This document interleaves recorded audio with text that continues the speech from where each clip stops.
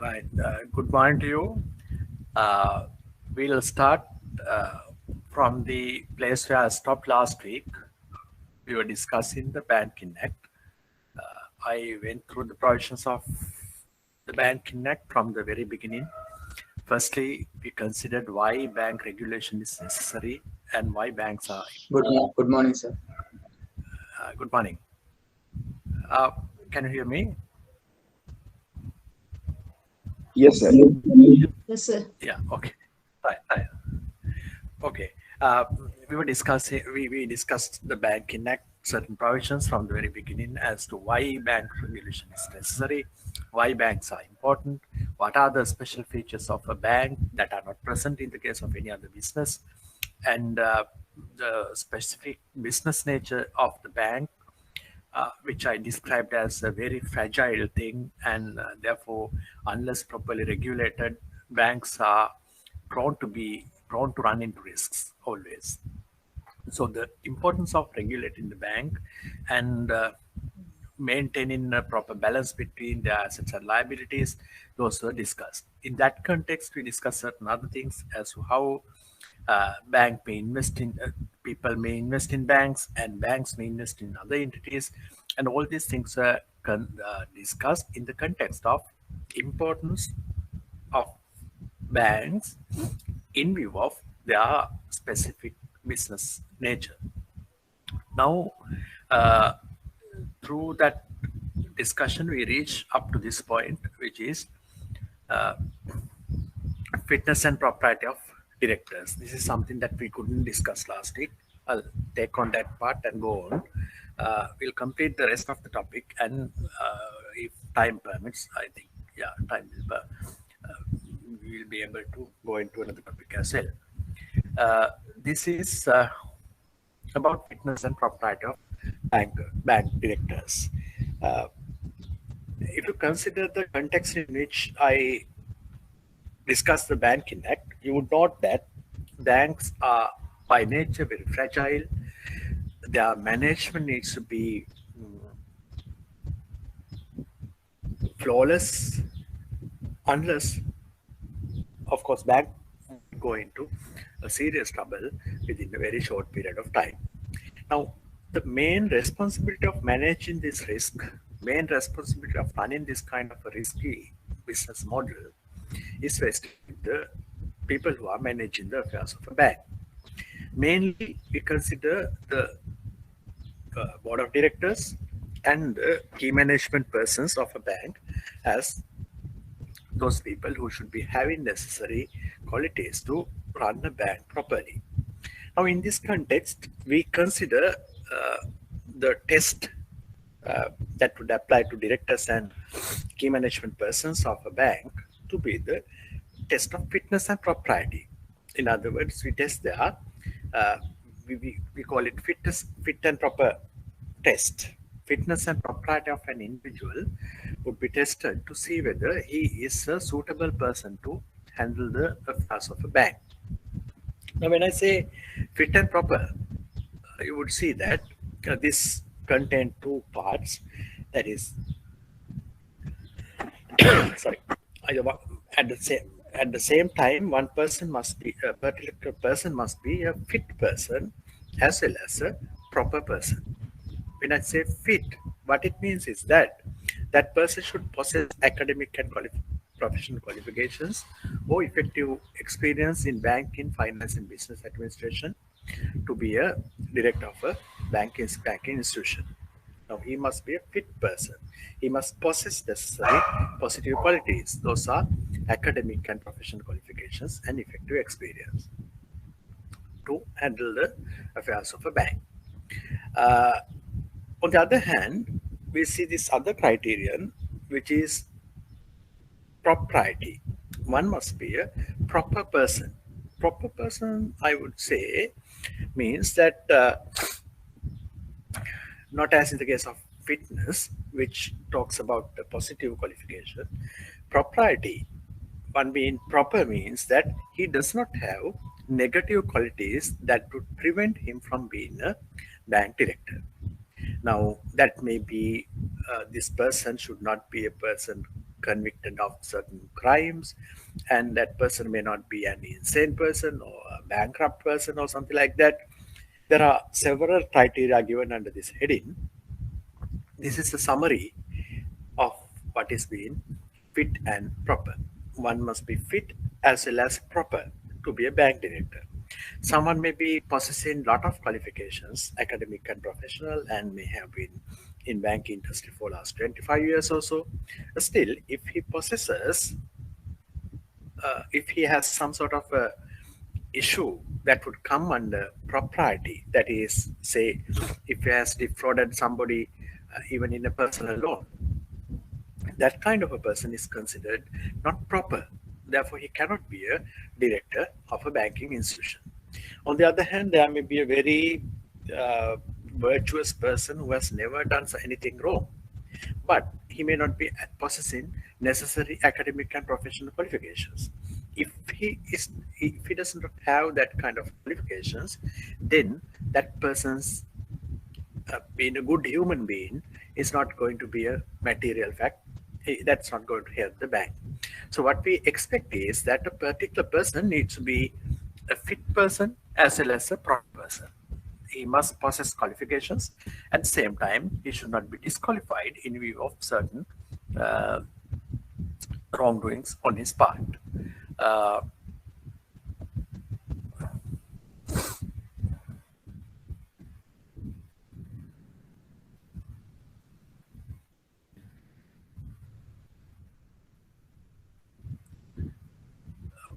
I think you can see the slide movement, right? I'm on slide number 44.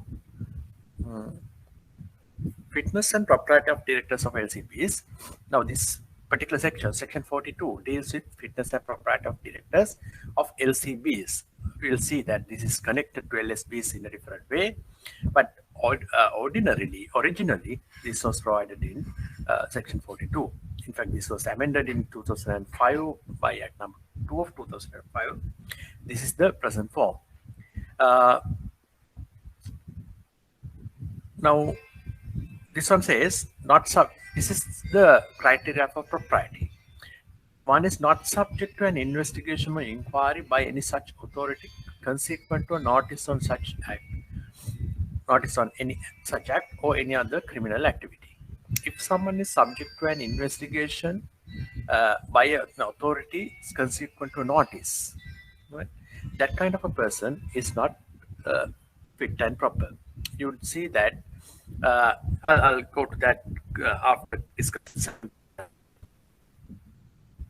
Second point is that he is not convicted by any court in Sri Lanka or abroad for a crime connected to financial management or an offense involving moral turpitude.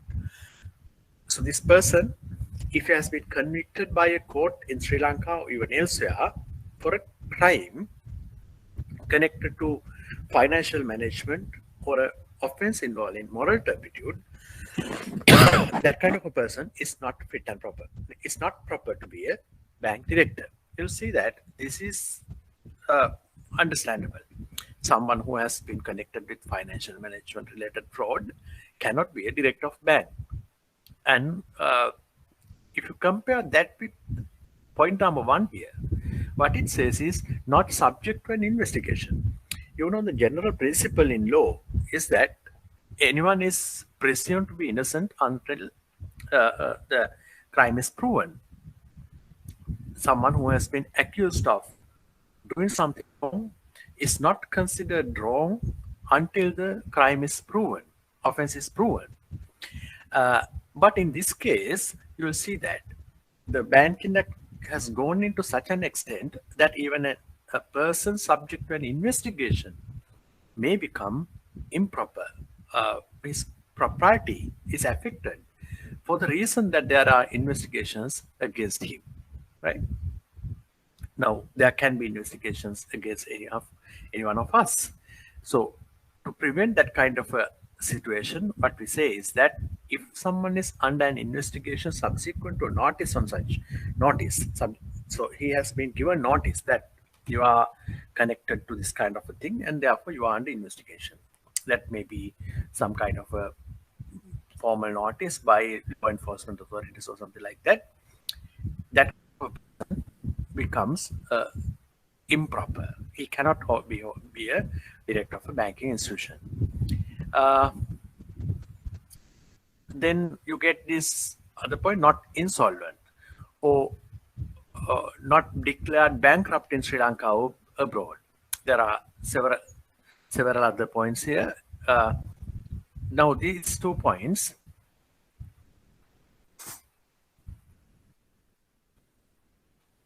not insolvent. If someone has been declared insolvent, bankrupt, then that kind of a person cannot be a director of a banking institution, because if a person who could not manage his own financial affairs is not good enough to manage the affairs of a large financial institution. So he is not fit and proper. Uh, Look at this slide. Someone who has, if he has failed, if someone has failed to satisfy any judgment or order of any court in Sri Lanka or abroad, or to pay a debt, there is some sort of mistake here, not fail to satisfy any judgment or order of any court in Sri Lanka or abroad. The word court should come there. Or to pay a debt payment. So when a court has required someone to pay something arising from a debt, if he has failed to do so, that kind of a person is not fit to be a director of a banking institution. You know that bankers are supposed to keep people's money and give them back. If the director is a person who has failed to repay a debt even after a court verdict, that kind of person is not going to be a fit and proper person to be a bank director or a key management person. If someone is declared by a court to be unsound mind, be a person of unsound mind, he again is not a fit and proper person. Naturally, it's very rarely that someone would be declared as a person of unsound mind, but that kind of in that remote eventuality when that kind of person is not fit and proper. This point, not removed or suspended by a regulator or supervisory authority from serving as a director, CEO, or any other officer of a bank. Right? If the regulator has removed or suspended any person from serving as a director, CEO, or any other officer of a bank,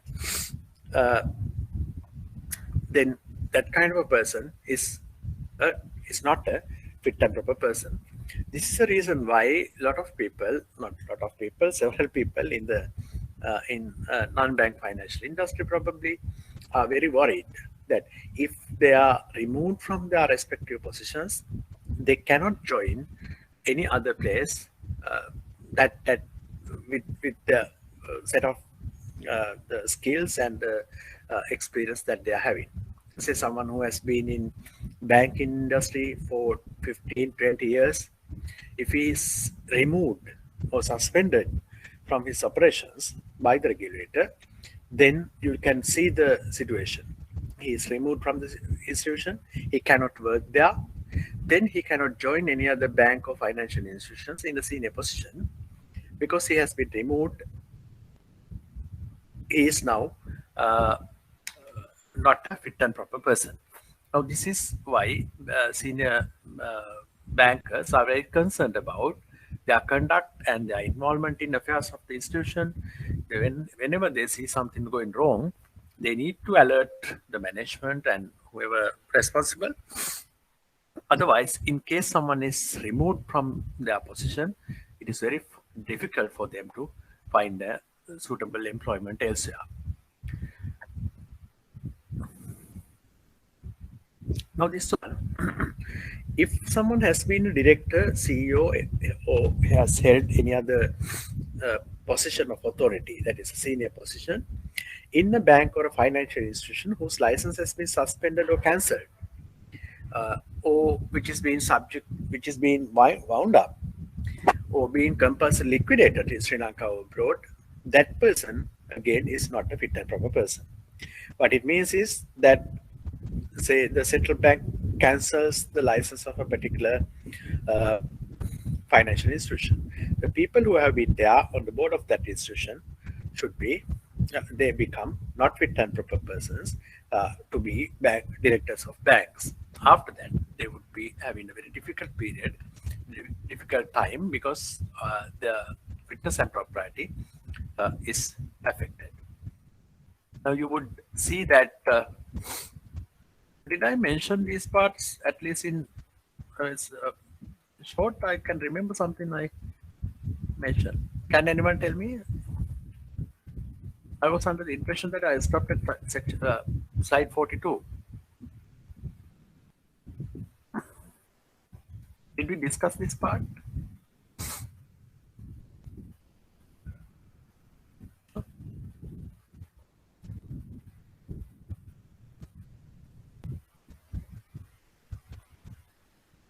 Anyone, please? I can faintly remember discussing this cross directorship.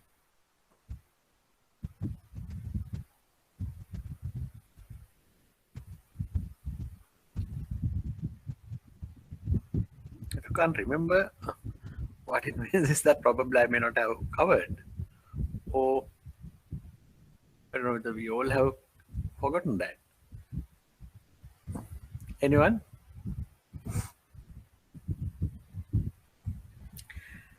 Did we discuss this part?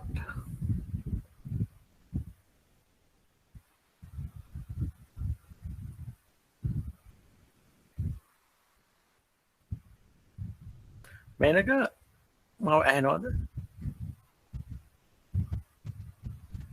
Menaka?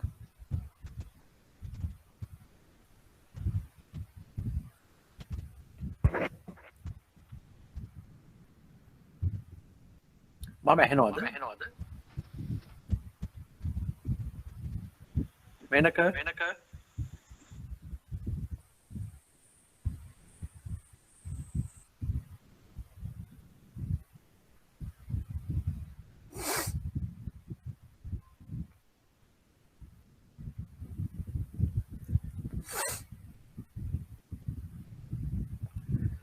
Okay, I think uh, even if you have not have covered it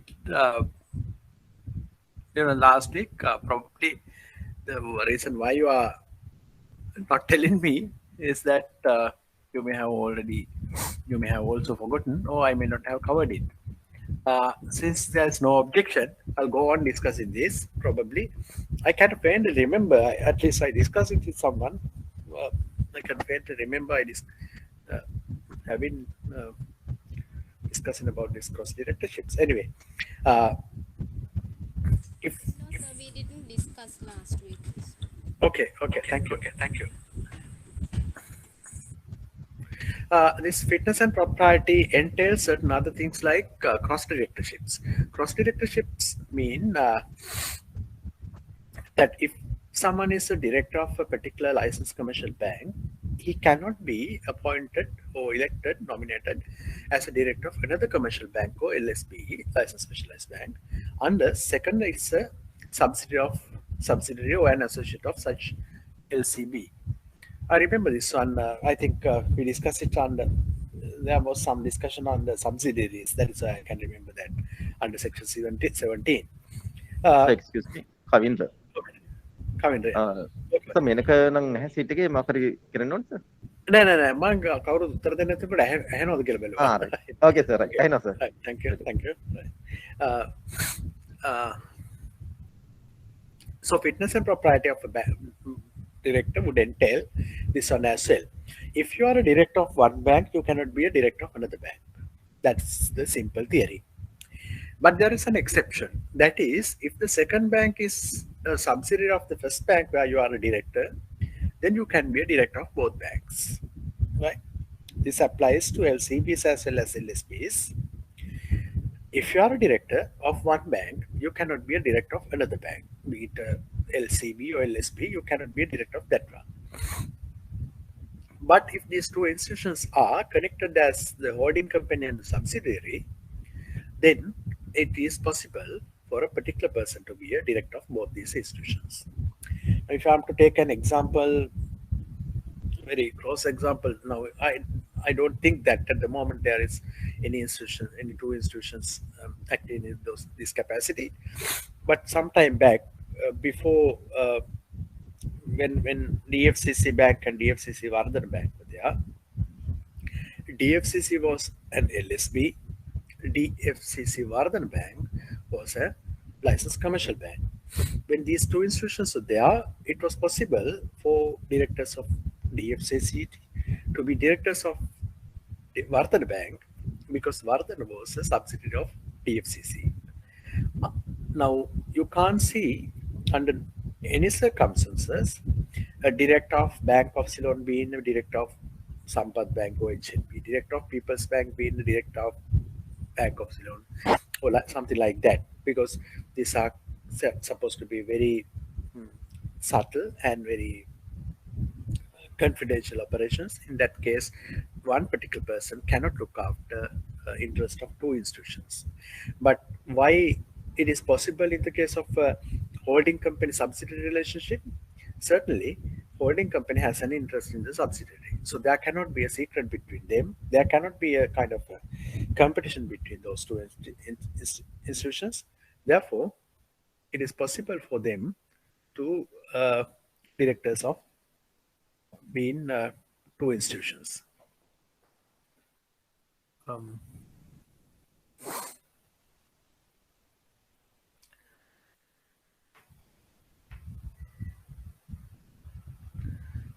then this description says DBS may approve or refuse to approve an appointment or nomination or election of a director. Aggrieved party can appeal to the monetary board within 14 days of receipt of such notice. Uh, Chief executive officers performing executive functions shall also be subject to uh, CEOs and other officers performing executive functions shall be also subject to fit and proper assessment. Here, although it says officers performing other executive functions, what we mean here is the key management persons of a bank.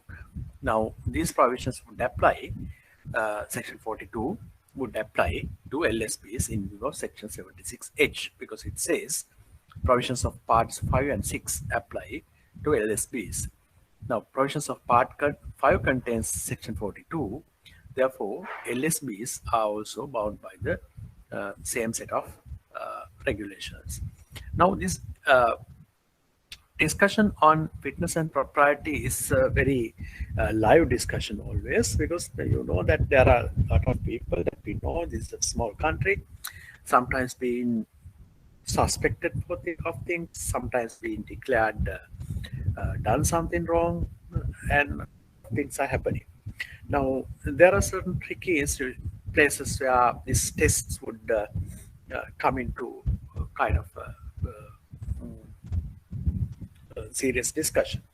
For example, there are certain different criteria in this Section 42 that would create some uncertainties. For example, I told you that if someone is convicted of a crime concerning uh, fraud, deceit, and dishonesty, that person is not a fit and proper person, right? That person is not a fit and proper person. Certain institution, that means that if someone is accused of fraud, deceit, and dishonesty in a court of law, that is not sufficient. He has to be declared, he has to be convicted by a court of law for him to become not fit and proper. Just because there is a pending charge before a court of law, someone is not disqualified.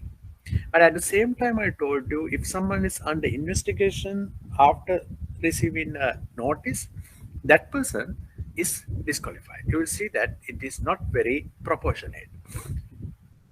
Someone is before a court of law, not convicted yet. Therefore, he is not, his fitness and propriety is not affected. He is still qualified. But there can be someone else against whom there are investigations, even by a professional association. That kind of a person is supposed to be not fit and proper.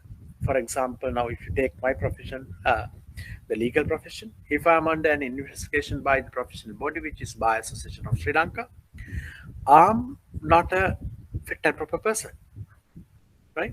But if someone has been charged for committing an offense and is being tried before a court of law, but has not been convicted as yet, that person continues to be a fit and proper person. This is not something proportionate. This is something we need to rectify.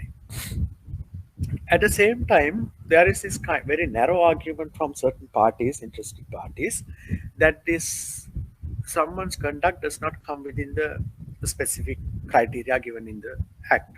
Yes, there can be situations like that, but always my argument is that fitness and propriety criteria that we given in the section 42 and that we discuss now is not something very exhaustive.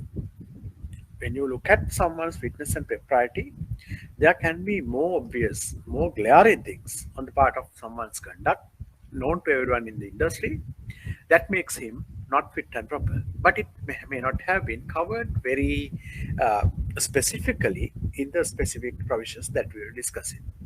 That fact alone, the fact that it was not mentioned there alone, should not be a bar for the uh, regulator to take suitable action if that kind of thing is reported. Now, probably it may not be very advisable from a legal point of view to take action based on that kind of things, but prudence requires that kind of action by the regulator. Now, probably if I have to give you certain examples, since these are in public domain, I can tell you. You may remember some time back, there was a particular chairman of a bank removed from their position on the basis of the fitness and propriety. The reason was that when a particular politician had a press conference, he wanted to tell journalists about certain operations of this bank. So this politician uh, contacted this bank chairman over the phone and asked certain questions as to how lending operations have gone on in that institution. To that question, this particular chairman responded saying that so and so has obtained loans, this is how security has obtained, and things like that. You know that it is kind of absolute. There's a, I can't say absolute since there are exceptions. There is a very serious, strict obligation on the part of bank directors and employees to secure, I mean, to consider their information as confidential. Now, a person who has publicly violated that norm, publicly disclosed information pertinent to directors or the customers of the bank, cannot be a fit and proper person. So, on that basis, that person was removed. Now, you see, these kind of things are there. One interesting point would be uh, the provision which makes someone not fit and proper because he has been on the board of directors of an institution whose license has been suspended or cancelled by the regulator. You'll see that when the central bank suspends or cancels the license of a particular institution, the director board would become not fit and proper persons whose fitness and propriety uh, is affected. Now, this would create a lot of problems for them, as well as you'll see there are certain instances where the central bank might have to suspend the operations of the institution for a very short period of time. I told you one such example last week, right? Now, does that mean those directors become not fit and proper after just after that suspension? Suspension may be for a very short period of time. These are practical issues that we encounter. And also, there would be an argument that, for example, an institution has done a lot of wrong things, some financial mismanagement during last 5 years, and they are now at the verge of collapse. A particular director who knows that if the license is cancelled or suspended, his fitness and propriety is going to be affected, would resign from the board of directors just one day before the suspension. Right? Now, does that mean only other people are not fit and proper, and this person who has been the mastermind probably behind all these unnecessary things within the financial institution, but who has stepped down just one day before the cancellation of the license is a fit and proper person. That can't be the case. If you strictly, literally interpret the requirement in the Banking Act, you would see that one can argue that I was not the director of this institution at the time license was cancelled. But you see that that kind of argument is very counterproductive, and it's not going to serve the purpose of the provision of the Banking Act. We need to be careful. On the other hand, there may be some sort of a person who has a very good history, very good experience, very good skills, but he is not privy to this kind of frauds going on in a particular financial institution. In the place of the director who resigned just one day before the cancellation of license, that kind of a qualified innocent person may join the board of directors. But after one day of his joining the institution, the license may be cancelled. Does that necessarily mean that particular person is also not fit and proper in view of the cancellation of the license? These are questionable things. I mean, that person wouldn't have known anything about the institution, anything not connected to anything, not advised to do any wrong thing, but he joined the institution.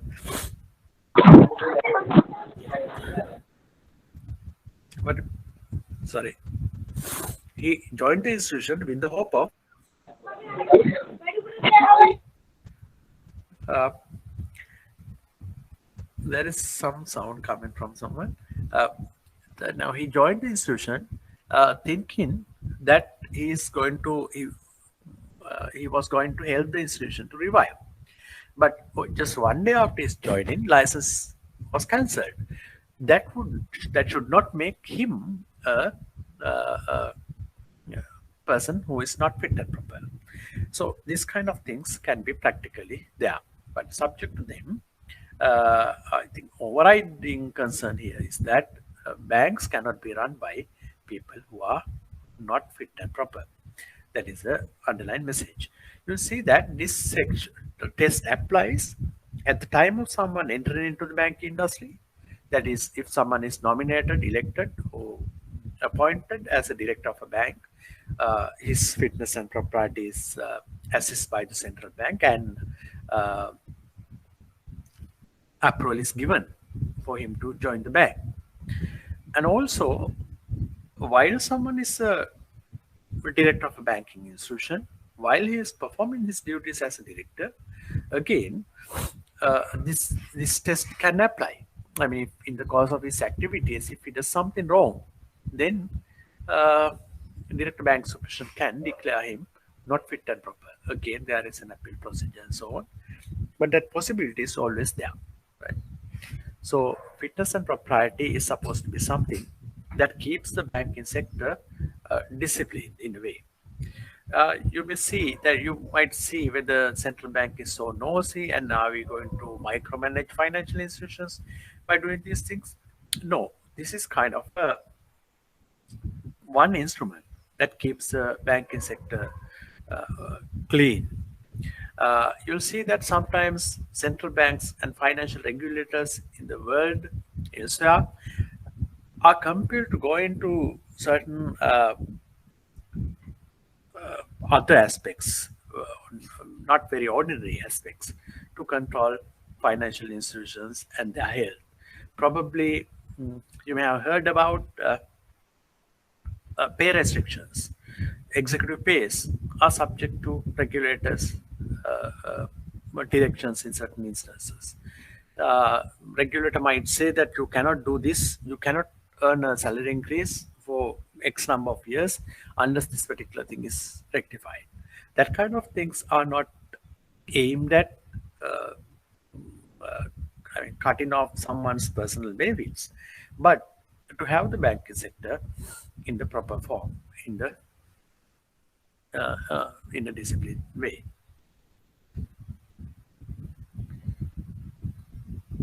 Any question on fitness and propriety?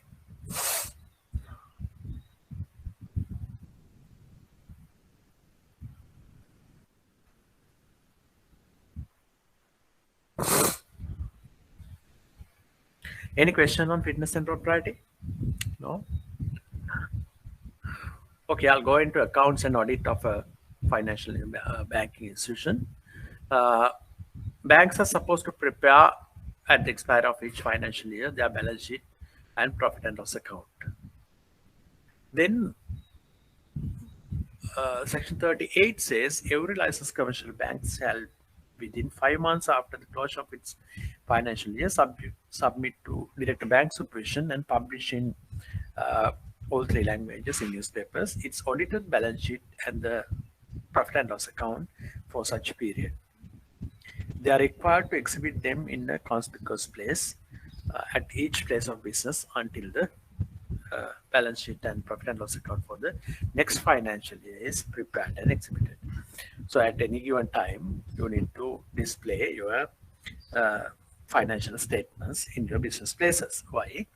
There is a requirement in Section 38 of the Banking Act. Right? These are not very special, but I'll go into something very important. uh, you'll see that accounts and audit of a financial institution would be playing a very important role as far as their operations are concerned. Because as I told you earlier, their assets and liabilities are uh, in a particular way that the institutions are very kind of they require very subtle management. And if everything is not correctly reflected in the financial institution financial statements, that again would be a serious factor that might uh, show that bank is going in a particular journey not knowing where they are going or how they are going. So accounts and audit of a financial institution, a bank, need to be perfect. So to ensure that bank is not allowed to be audited by any audit firm or auditor that they may select. Instead, how it works is that Director of Bank Supervision issues a list of qualified auditors to licensed commercial banks based on guidelines of the Monetary Board. Board will set out guidelines uh, showing how much of experience is needed, what kind of partners should be there, what should be their experience, and how long this firm should have been in existence, and things like that. Going by those criteria, Director Bank Supervision will issue a list of qualified auditors to all licensed commercial banks, right? Uh, then out of that list, auditors should be appointed by licensed commercial bank, and naturally, remuneration of the auditor should be paid by the bank. But this is what I wanted to especially mention. Now, when the auditor is selected from that list of auditors and appointed by the bank, it's up to the bank to pay the auditors and get their services. But you'll see that uh, unlike in the case of audit of other institutions which are not coming under the banking and financial sector, there is a particular additional set of responsibilities on the part of the auditors when it comes to audit of a bank. You see that if the director bank supervision is not satisfied with the report given by the auditor, then the DBS can ask,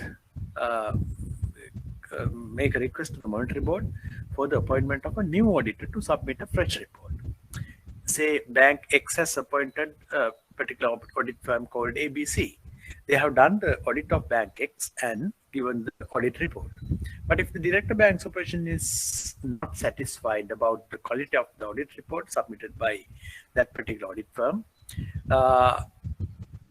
DBS can go to the monetary board and request the monetary board to appoint a new auditor to submit a fresh report.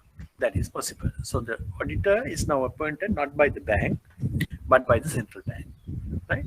That is to see whether something is wrong and that is not declared properly in the financial statements. In addition, when the bank appoints an auditor, DBS can intervene and request the auditor to do certain things. you'll see them here. Submit such additional information as DBS considers necessary. DBS can tell them, look here, in addition to what you would ordinarily submit after your audit, I need this information as well, right? The auditors are supposed to find out that information and give. And the bank supervision director can ask to enlarge or extend the scope of the audit of the business and affairs of the bank. DBS might say, look here, you need to go into this aspect, enlarge the scope or extend the scope. That is possible. Third point here, carry out such other examination required by him or recommend to the LCB any procedure in respect of a particular matter. So DBS can recommend certain steps, certain procedures, that is also there. Submit reports on any of the matters referred to above. Now, this direction is coming from the director bank supervision, not by the person who appointed the auditor, not by the person who pays the auditor. Who will pay? The bank has to pay. But these directions are coming from the director bank supervision, asking the auditor to do all these things.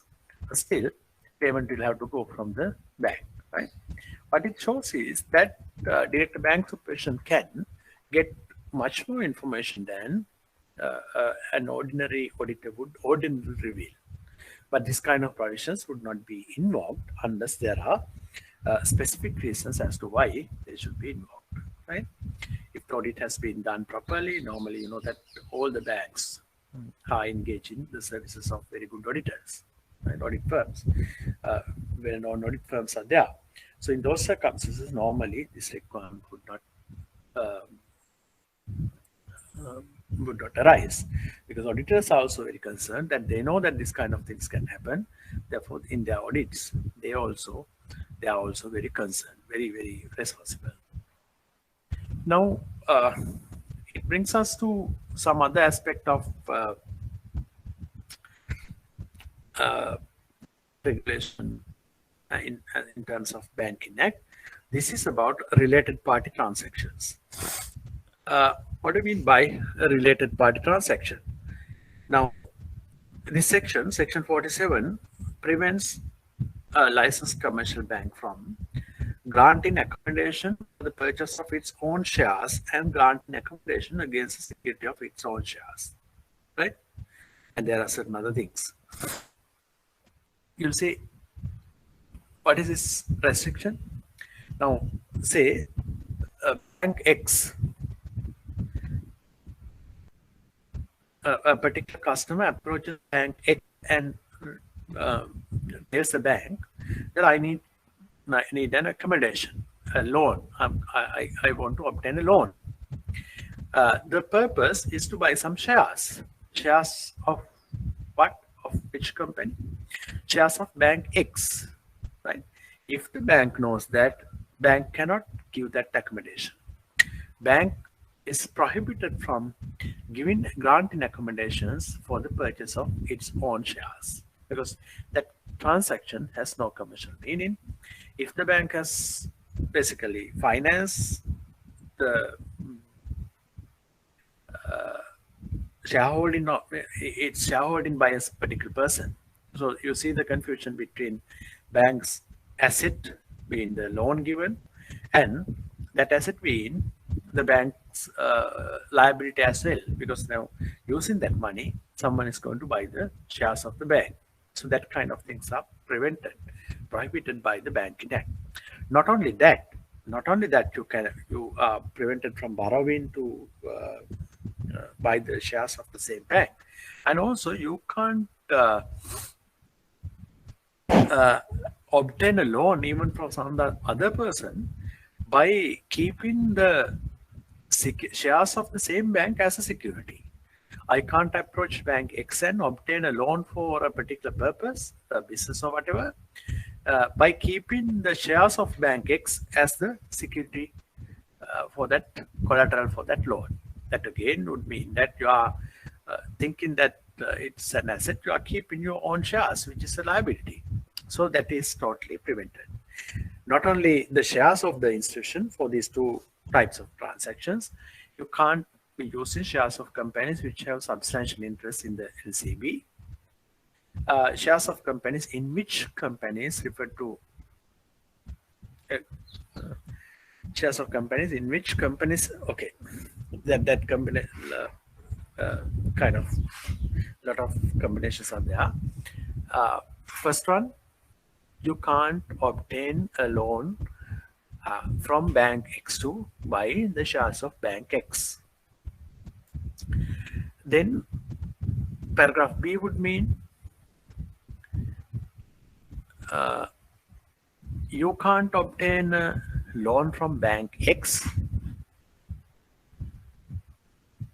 to buy shares of the institutions who are having a substantial interest in bank X. Meaning, if someone has 25% of shares of bank X, right? If the company Y is having 25% of the shares of bank X, you are prevented from borrowing from bank X to buy shares of bank X as well as company Y. Uh, Paragraph C says shares of companies in which the companies referred to in paragraph B have a substantial interest. Right. There can be another company, say company A, in which company Y may be having a substantial interest. Right. So again, that you are prevented from borrowing from the bank to shares of company A as well. Right.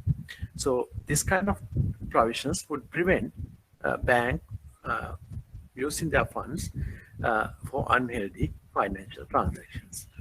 Most important part in relation to related party transactions is not that part. That is not very common. I mean, even if someone has used that, it's very rarely that bank would uh, facilitate that. But this is something very important and very uh, uh, Section 47 further prohibits a licensed commercial bank from granting accommodation to any of its directors or to a close relation of such director unless such accommodation is approved by a two-thirds of the board and such accommodation is secured by securities approved by the monetary board. You see that it's a kind of simplified version of the section. What it says is Section 47 prevents a bank from granting an accommodation to a director or a close relation of that director. So what is the restriction? You can't give a loan from the bank where you are the director to you or your relation unless two conditions are fulfilled. One is that the that accommodation need to be approved by two-thirds of the directors, and the security placed by the borrower should be something especially approved by the monetary board. There is a list of approved securities for this purpose. Say Mr. X is a director of bank A. He wants to borrow from bank A, right? Now, since he is a director, he is subject to this restriction. The bank can give this accommodation only if the board has approved this loan with a two-thirds majority, excluding the particular director concerned.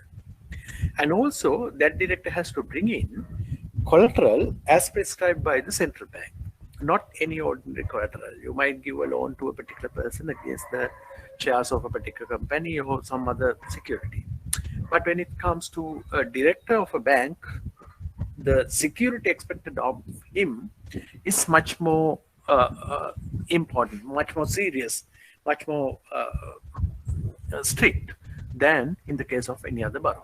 You will see that the reason is that if the director is going to borrow from that bank, he has to satisfy the bank that this is going to be repaid, or even if it is not repaid, that is somehow collected. The bank is not going to face a risk. I mean, bank is not going to suffer a loss. That has to be there. In those when you go by these terms, you will see that obtaining a loan from your own bank is much more difficult than obtaining a loan from any other bank. You'll see that if Mr. X wanted to obtain that loan from bank A, where he is a director, has to go through all this hassle. But if he approaches some other bank, there is no need for board of directors to approve that. There is no need for him to bring certain specific collaterals. Now, the reason for imposing this kind of restriction again is to ensure that the persons who are at the management of a banking institution should not be in a position to mismanage the depositors' money, because the depositors come in with their money, as we understood in the first lesson, as creditors to the bank. They are the people who keep money with the bank. Then bank has to protect that money for the customer. That ordinary customary banking law principle did not require that kind of protection. What it said was, even if they put money into jeopardy, bank is not responsible. That is what the traditional banking law said. But this statutory requirement is there to handle that, right? To address that kind of unnecessary situation arising from common law requirements. Common law says you can keep the money with the bank, but bank is not responsible, because when you keep money with the bank, that money becomes bank's money. That thinking, you will see that that thinking is totally reversed by this kind of provisions in the Banking Act, which endeavors to protect the interest of the depositors over those of the directors, right? Any question on that?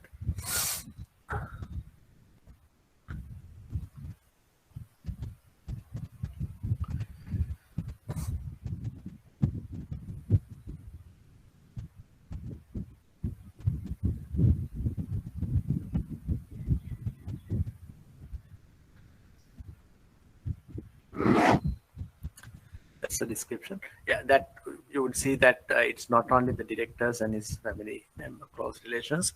Granting accommodation to a concern in which director of LCB has substantial interest, again, is considered a related party transaction, meaning that bank A may be having Mr. X as one of its directors, but bank Mr. X is a director of some other entity as well, or he has a substantial interest. He has 15% of shares of company Y, right? That then when the bank gives an accommodation to Mr. X or to company Y in which Mr. X has a substantial interest, the same requirements apply. There should be a special majority of special two-thirds majority of the board approving the loan, and the special collaterals need to be placed by that particular company. You see that this is how banks are protected from unnecessary involvements. Probably there may be some person who thinks that I can become a director of a bank, and by using my power there as a member of the board of directors, I would get whatever accommodation that I want to a particular private institution of which I'm the managing director, or else I'm having a substantial interest.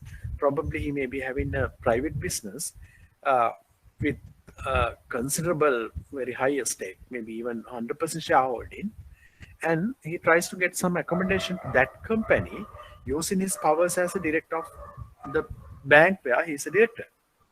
Now, that kind of things are not tolerated by the Banking Act. If he can, of course, obtain a loan to his own company, but he has to get that loan approved by two-thirds of the directors of the bank, as well as the collaterals need to be those specified by the central bank. Now, this would show that that kind of a person is discouraged from going for that kind of an adventure, I would say. Now, he has to satisfy his own colleagues on the bank's board that this loan is something that they can approve, right? So there is serious scrutiny at the board level, which is not the case with an ordinary loan, right? This kind of things need that special consideration because banks are vulnerable entities. If the directors are allowed to borrow for them, their close relations, the entities in which they have substantial interest, and so on, non-suspecting vulnerable depositors of a bank would be having a seriously hard time. To prevent that, bank directors are discouraged from banks uh, except under specific rigorous conditions.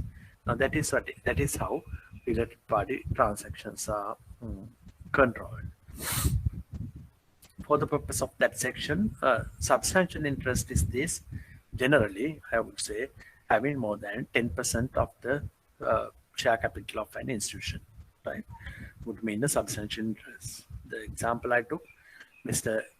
X is a director of bank A. X is also having shares in company Y, right?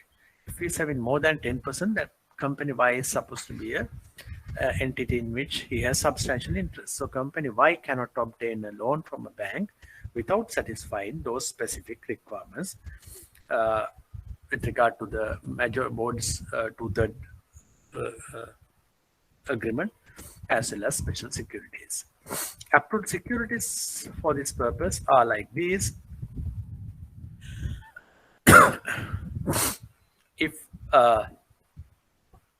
the director is ready to place government uh, guarantees, government guarantees not exceeding 100% of that may be paid to the director. If it is a bank guarantee, yes, again not exceeding 100% would be can be obtained. Guarantees of international financial institutions like IMF, IFC, ADB, USAID, then again up to 10%, up to 100% of the guarantee can be obtained as a loan. Uh, Government securities or central bank securities, if someone is going to place them as collateral, 90% of the face value of the security could be given by the bank as a loan. And cash deposits in any other licensed commercial bank held under lien, if Mr. X is going to obtain loan from bank A, keeping his money deposits in bank B under lien, then 90% of that lien amount could be given as a loan. Life insurance policies issued in Sri Lanka and assigned to the lending bank, 75% of the surrender value. Immovable property held on a freehold basis or leasehold basis, 60%. Shares of quoted public companies, if you are going to keep shares of quoted public companies, 50% of the market value could be given as accommodation. Leaseback trust certificate, 50%. Mortgage over stock in trade, only 30%. The banks do not have any control over this percentage because that has been prescribed. No, one can't keep some stock in trade and ask for a loan to 40% of the value of that because it's not allowed, right? So you see that directors are subject to a stricter requirement than any other customer of a bank when it comes to related part of the borrowing operations. Now I'll go into secrecy provision in the Banking Act, which is section 77.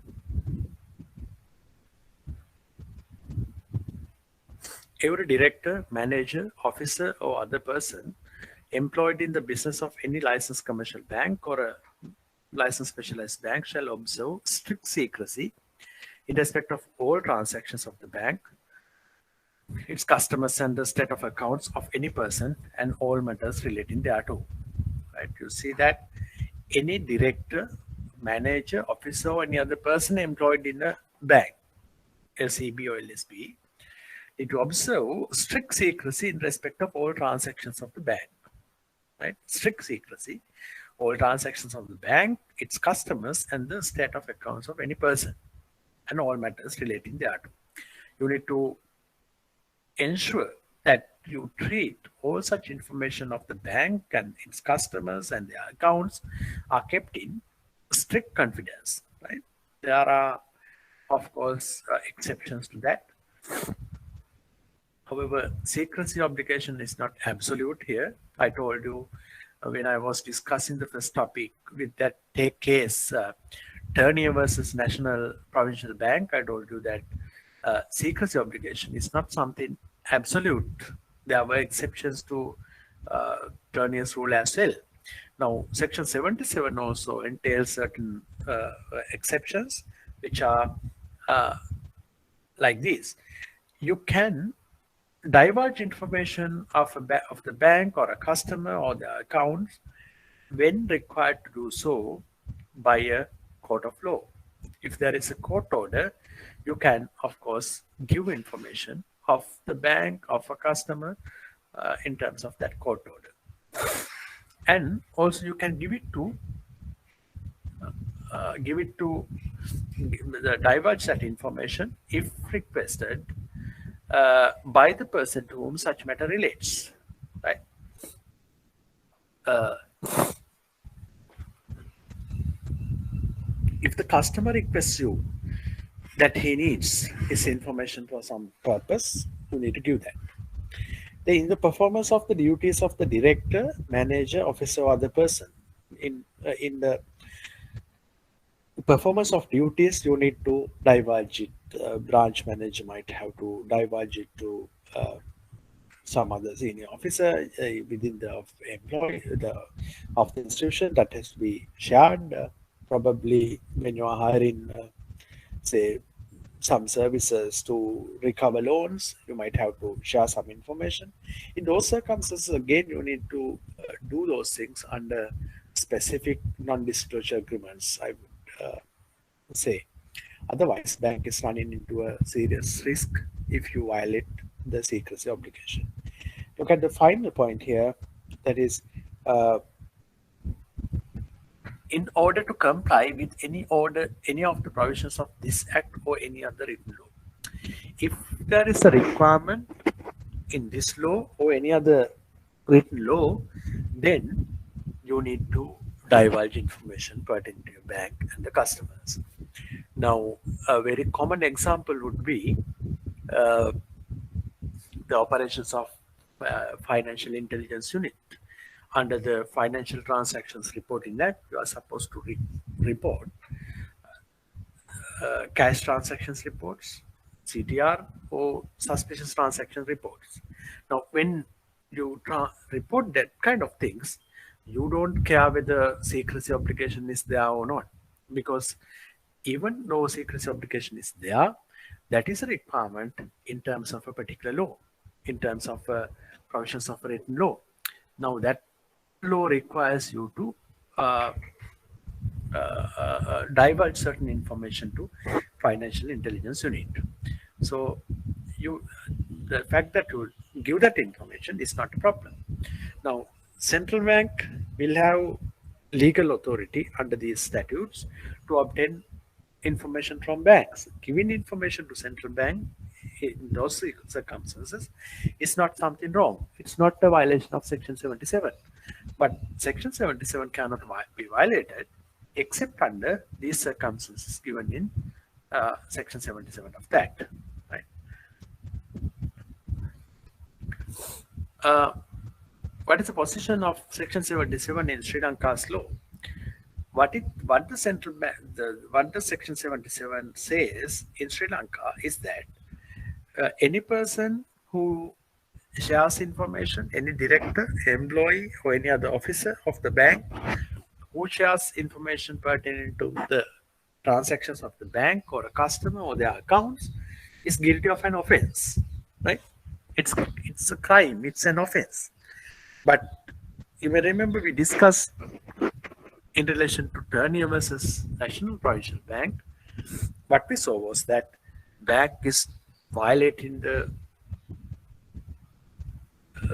contract agreement it is having with the customer. So that gives rise to damages. Customer is entitled to collect damages against the bank if the bank violates his secrecy uh, pertaining to bank-customer relationship. Now, Section 77 imposes criminal liability for violating section 77. One might be end up in jail because it's an offense. So I would say that section 77 operates in Sri Lanka in harmony with uh,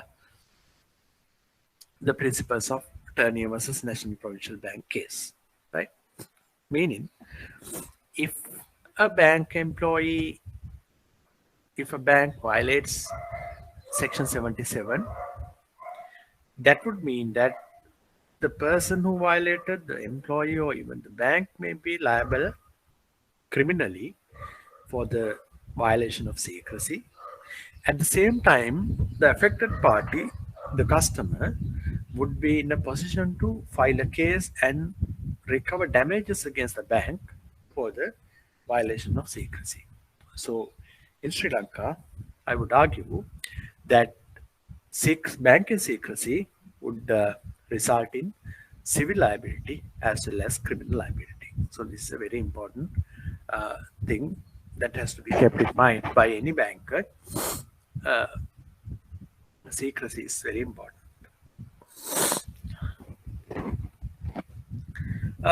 I would mention something about section 46. This is a very important section in the Banking Act because it empowers the monetary board to issue directions to licensed commercial banks. It This is how the section is worded. The first part of the section, this is a very lengthy section. Uh, in order to ensure the soundness of the banking system, the monetary board may issue directions to licensed commercial banks or for reasons to be stated in writing to any one or more of them regarding the manner in which any aspect of the business of such bank or banks is to be conducted. So the monetary board can issue directions to banks. Why? In order to ensure the soundness of the banking system, right? In order to ensure the soundness of the banking system, these directions are supposed to be issued. So it's a very broad mandate. In order to ensure soundness, board is going to issue directions. For reasons to be stated in writing to any one or more of them, right? It can be to the entirety of commercial banks, or to one particular thing, or to uh, some of them. It can be all commercial banks, one of them, or some of them, right? If there are reasons, those directions can be limited to one of them or some of them. Otherwise, in general, uh, uh, directions are issued to all the commercial banks at the same time under section 76, section 46.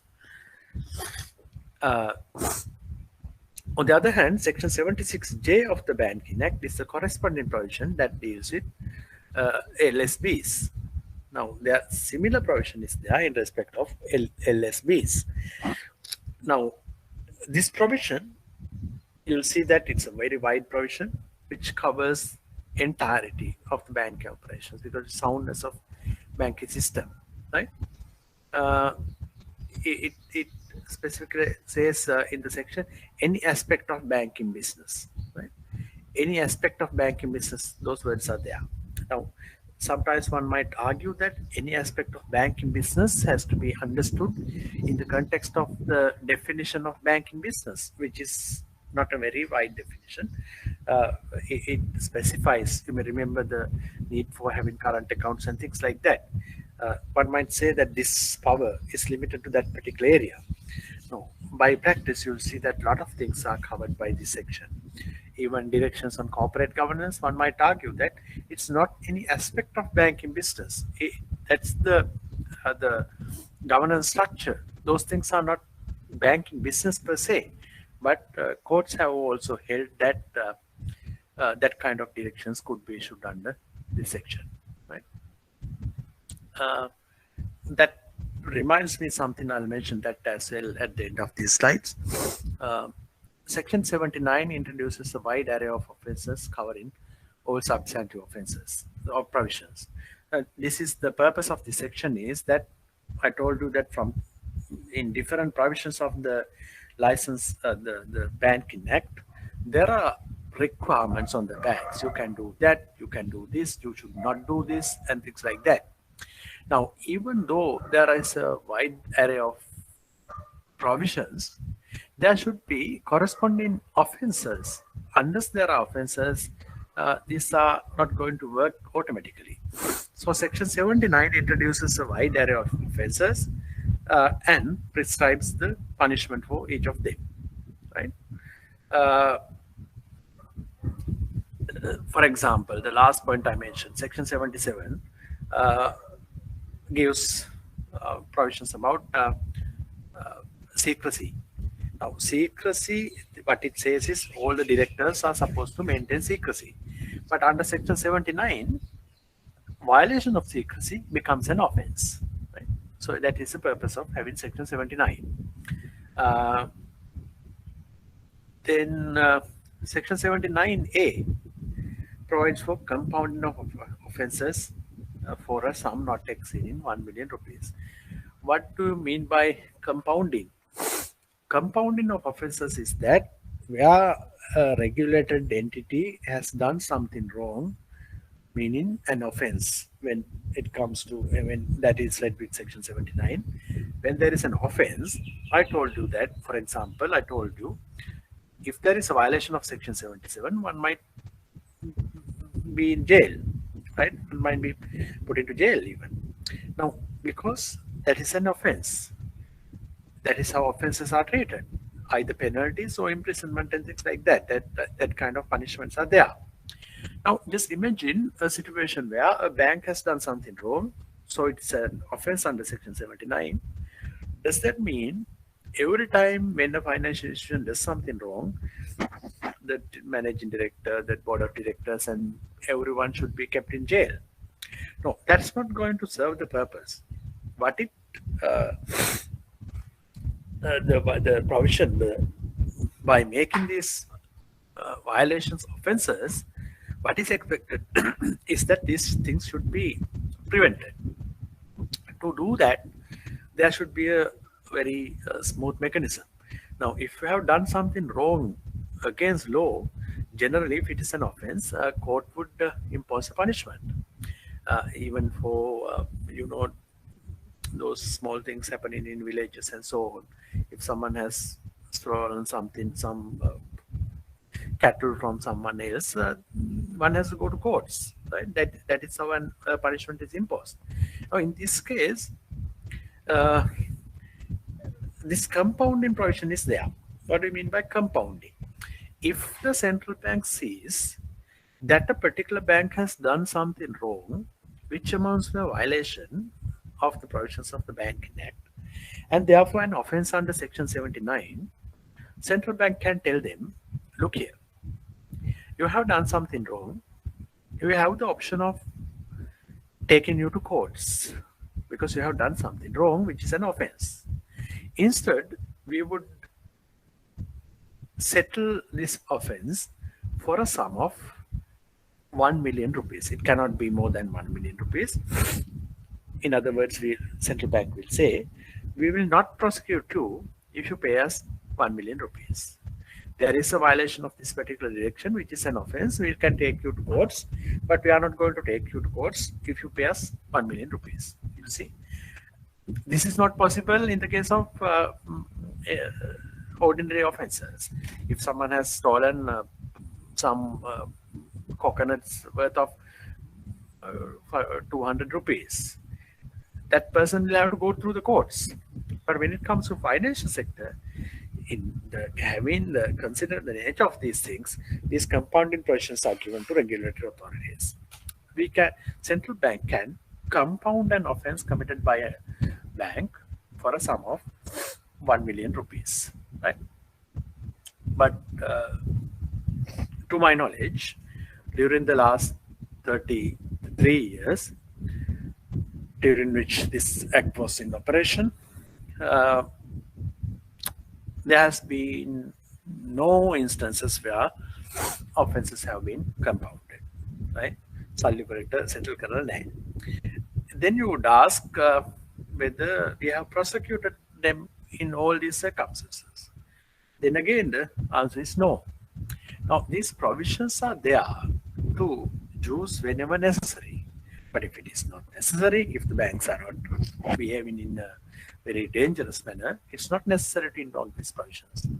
Sometimes when we have bankers, the bank directors symposium, we request all bank directors to come, right? That's a must. It's compulsory. Someone can't say that last year also I attended, therefore I know these things, I need not to come. No, it's not the case. You need to come every time. All these the responsibilities of directors, the repercussions of violating the law and everything is very clearly uh, explained. And finally, they are uh, made very clear as to how one could be held criminally responsible for violating the responsibilities of under the Banking Act and other statutes, right? So it's very rarely that people come to know that being a bank director is a very easy way to go to jail. If you don't conduct properly, that avenue is also available. Otherwise, it's going to be a very rewarding career. You will know that. With that, I think I can conclude this presentation. Uh, I have one point which I said, it's something that came into my mind when I was discussing those last provisions. I'll go to that. Before that, I'll ask you whether you have any questions. Any questions?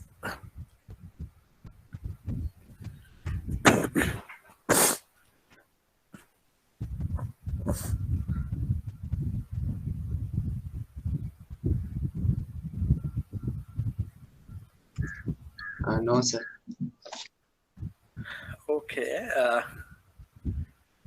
It's a very tiring experience. I mean, to speak to a screen without anyone in the vicinity for a long period of time. And I mean, I would say that normally in my lessons, anywhere it could be, I mean, in the IBSLO, I used to come to even banks and do very interactive sessions earlier on. More or less, I allowed everyone to ask any question at any point of time.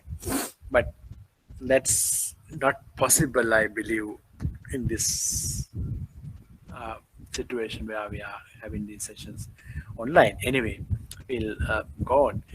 A special point I wanted to mention you, which was not in the slides, is that something related to the nature of banks, which I mentioned in my first session. I told you that banks are special creatures where lot of borrowed money is commingled with a little amount of comparatively little amount of equity, shareholders capital, and operation is a very subtle thing. Now this particular aspect has come into uh, play when it comes to bank regulation as well. I'll give you an example which would cover the specific concerns as well as a lot of conceptual things that I was discussing. Uh, you all are aware that the section 46 of the Banking Act, which I was discussing towards the latter part of the discussion, where I told you that central bank monetary board has the authority to issue directions concerning any aspect of banking business. I told you that corporate governance directions are also issued under that. Right? That is where I wanted to discuss this. Under corporate governance directions in 2007, Central Bank of Sri Lanka introduced kind of a totally different regime, totally different culture with regard to the management of affairs of banks. Now, that is the regulation that brought in a lot of requirements about board composition, then the involvement of the board members in the operations of the bank, and involvement of the executives to some extent, and certain restrictions about the directors. All these things are introduced by those directions. Now, uh, I would connect this legal requirement, legal development to an anecdote as well. which is during the at the time these directions are issued. I remember during one particular week, uh, we got court cases against us, right? There were 8 court cases against the central bank for issuing these directions, filed by mainly a particular group of companies, which was kind of a large financial conglomerate. I'll name it's also in the public domain, Selinco Group, selling certain directors, certain connected entities within the group, and so on. Lot of parties within the group, 8 parties within the group filed cases in the Court of Appeal and the Supreme Court, especially in the Supreme Court. Supreme Court challenging the direction. Their argument was that central bank is doing something for which they don't have legal authority. That is, the central bank's monetary board is issuing directions exceeding their powers, exceeding the powers of the monetary board. These directions are not authorized by law. These cannot be issued by the law, was the argument. What are these directions? For clarity, I would take few simple areas of these directions, right? I'll take 3 areas. One is that there is a requirement in these corporate governance directions that a director of a banking institution cannot be more than 70 years of age. If you are more than 70 years of age, you cannot be a director of a banking institution, say licensed commercial bank or a licensed specialized bank. There is one other requirement that if you are a director of a banking institution, you cannot be there for more than 9 years. At the end of the period of 9 years, all non-executive directors need to step down. You can be there only up to a period of 9 years. I'll take one other aspect, the third aspect. These directions say that if you are a director of a banking institution, you can be a director of only up to 20 institutions. While you are a director of a bank, you cannot be a director of more than 20 institutions, right? Now, what are these provisions? These 3 provisions, among other things, meant to maintain some sort of serious governance, serious management responsibilities within the banking institutions. One, if you are more than 70 years, you can't be a director of bank, meaning that you are old. So your decision making may not be very sensible. So you need to step down. The other one is if you are having a tenure of more than 9 years, you cannot be there because you are too attached. That kind of attachment is not healthy for the banking sector. So you need to step down at the end of ninth year. The other one, you cannot be a director of a bank if you are a director of more than 20 other companies. Meaning that if you are too busy with lot of companies, you can look after them, not the bank. If you are a director of a bank, you need to look after the bank. You cannot be doing that while being a director of 150 other institutions because you are not devoting your time to the bank. So all 3 requirements were meant to ensure that directors are qualified, suitable, qualified under ordinary circumstances, but they are physically and mentally also fit to perform, and they are not unnecessarily attached or having unnecessary relationship with this institution, and also that they are not too much busy with lot of other engagements which would prevent them from performing their duties at the bank. Now, this methodical argument was not there in those 8 cases, and we managed to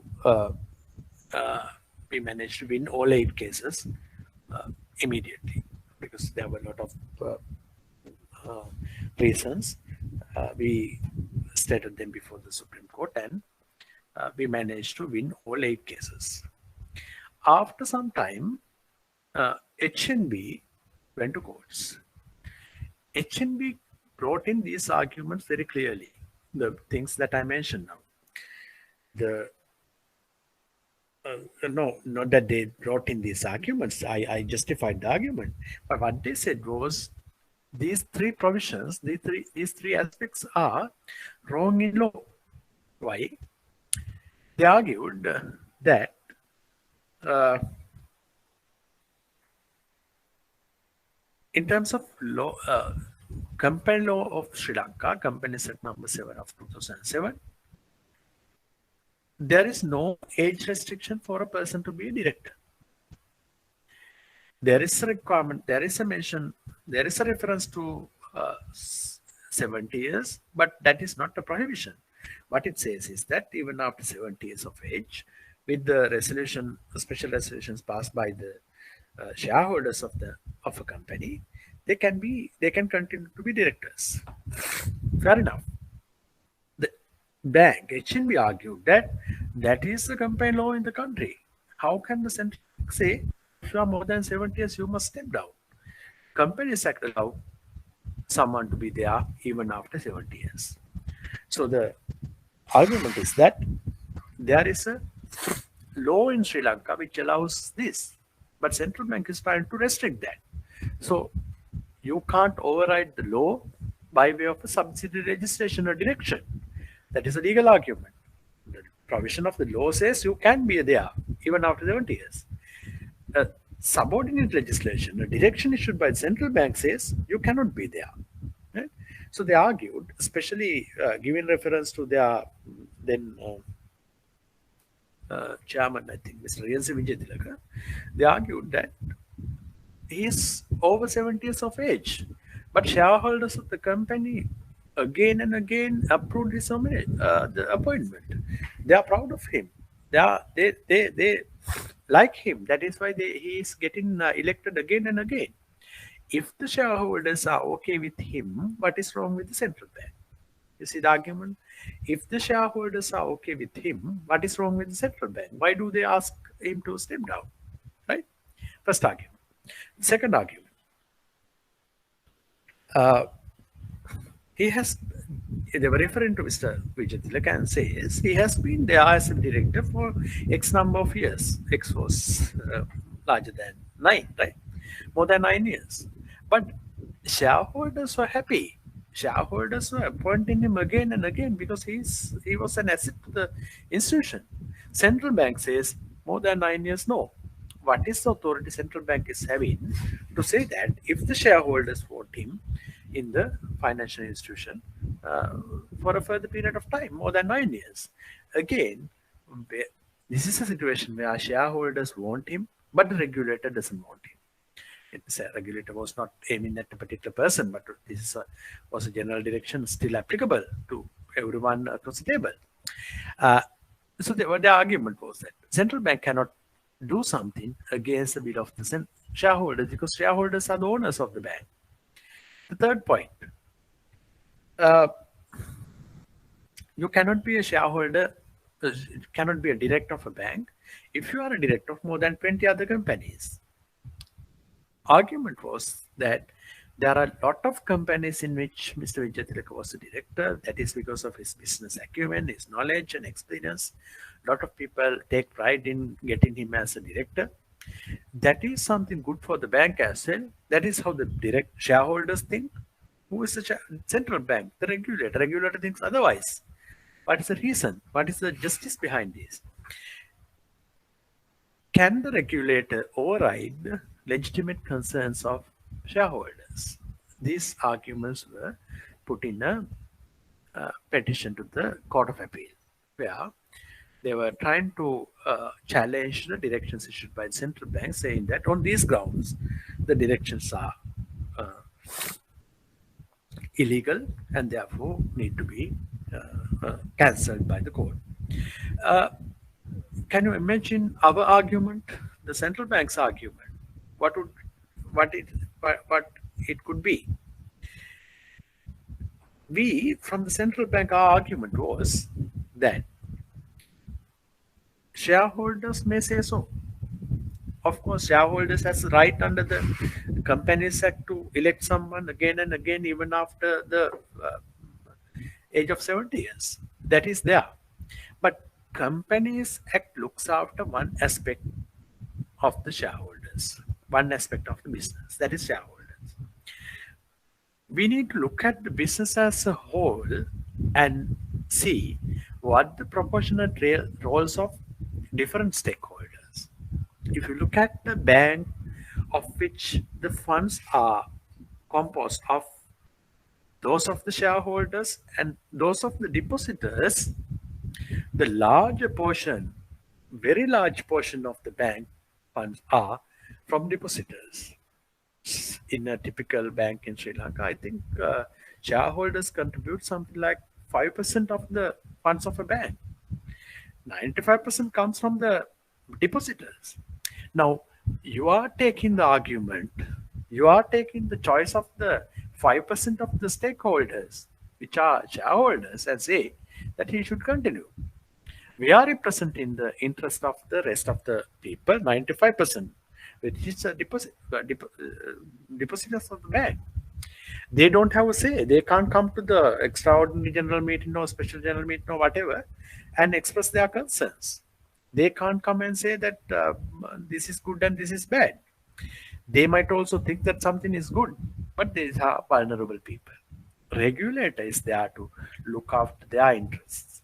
When their interests are looked after, shareholders, you may be a majority shareholder in the institution, but when you compare the composition of the funds of a bank, shareholders in fact are a minority.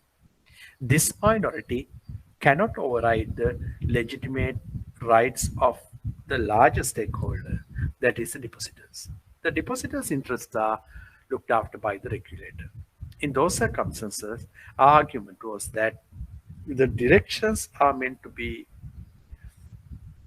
achieve a legitimate purpose, which is the protection of the institution against the unnecessary control by the shareholders. Shareholders appoint directors. Directors are supposed to go like what go along according to the mandate of the shareholders. Right? If the shareholders are the minority, and then minority dictates terms for the entirety of the bank, which has the large amount of money coming from the depositors, the mandate given by the shareholders may not be sufficient to manage that kind of a large pool of funds. There should be intervention by regulator.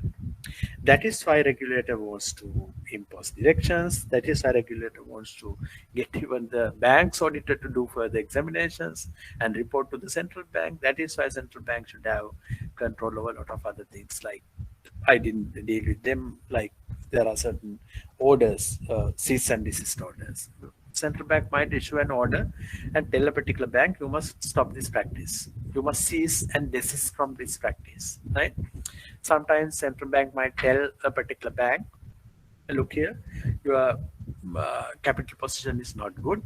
Therefore, until such time you bring your capital adequacy ratio up to this level, you cannot be lending anymore, right?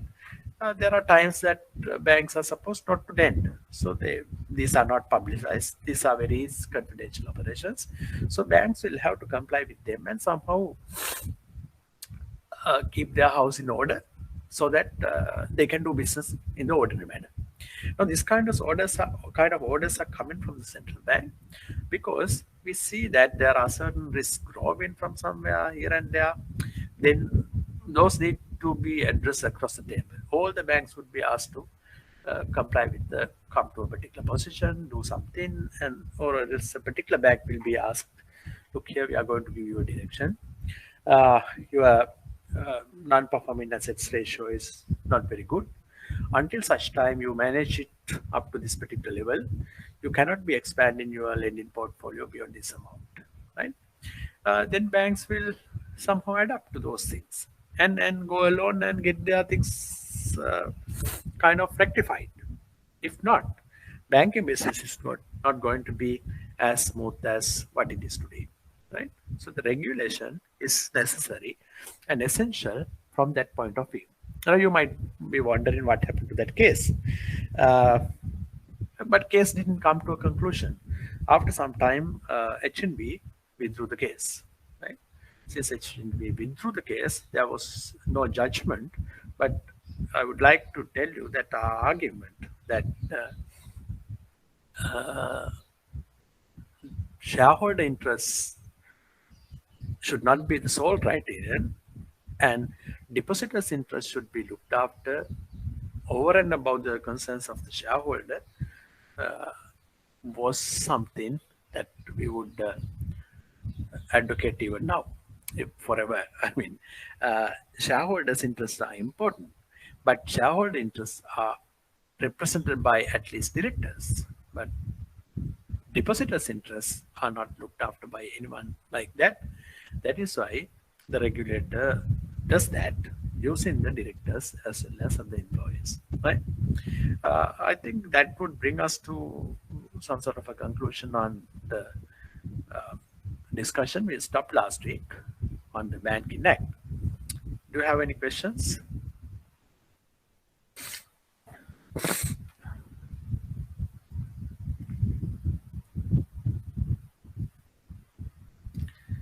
Apparently, no questions. I would say that I think uh, I generally think that when I do a presentation, whatever I share with you by way of slides and discussions would be more than less than 50% of my possible contribution, potential contribution. The rest comes out if you ask questions. If you don't ask questions, that means that throughout the entire program we are going at this less than 50% efficiency rate. Be it as it may, we'll have a break for few minutes more than earlier we used to have 15 minutes. Today I'm in not very good health, so we'll have a little longer break and we'll start at say 10:40 and continue the next topic, which is AML and CFD related laws.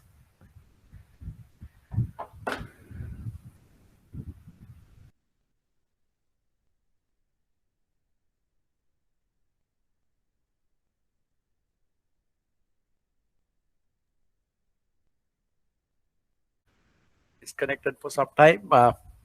I'll take you through the next topic, which is AML and CFD, and anti-money laundering and uh, suppression of terrorist financing. Uh, in this topic, we would be covering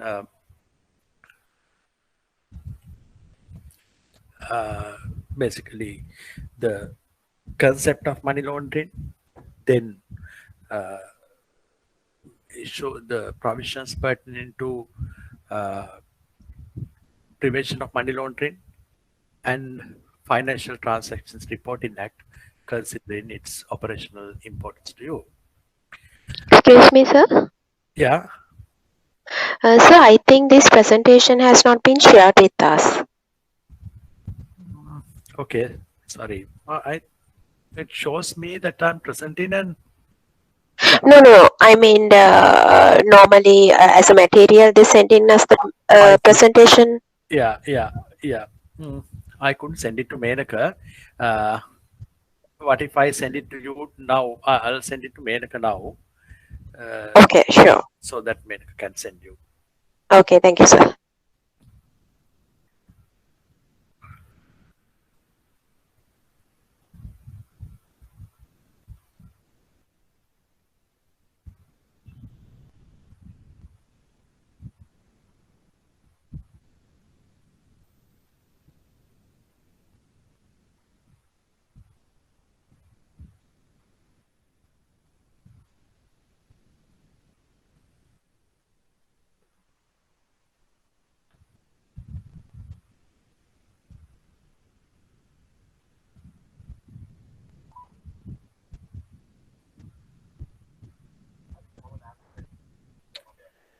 Okay, Madam Iowa. Right. Thank you.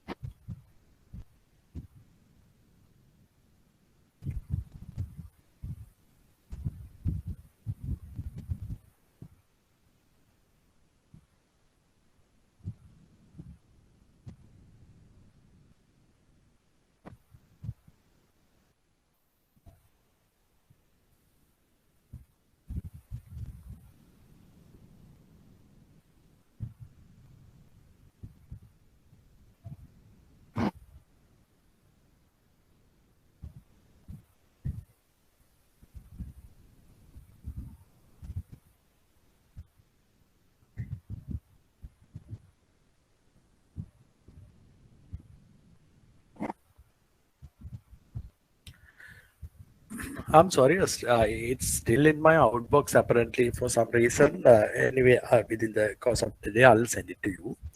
So I received it. Harita Menaka. Okay, Menaka, thank you. Then Harisa, please. Harisa.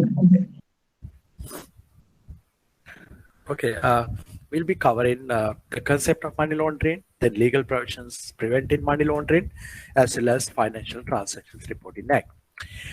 Money laundering could be described in and has been described in so many different ways, but there are general agreements that this is not a legal definition. I'll take you through a kind of a general description first, then I'll go into legal areas and so on.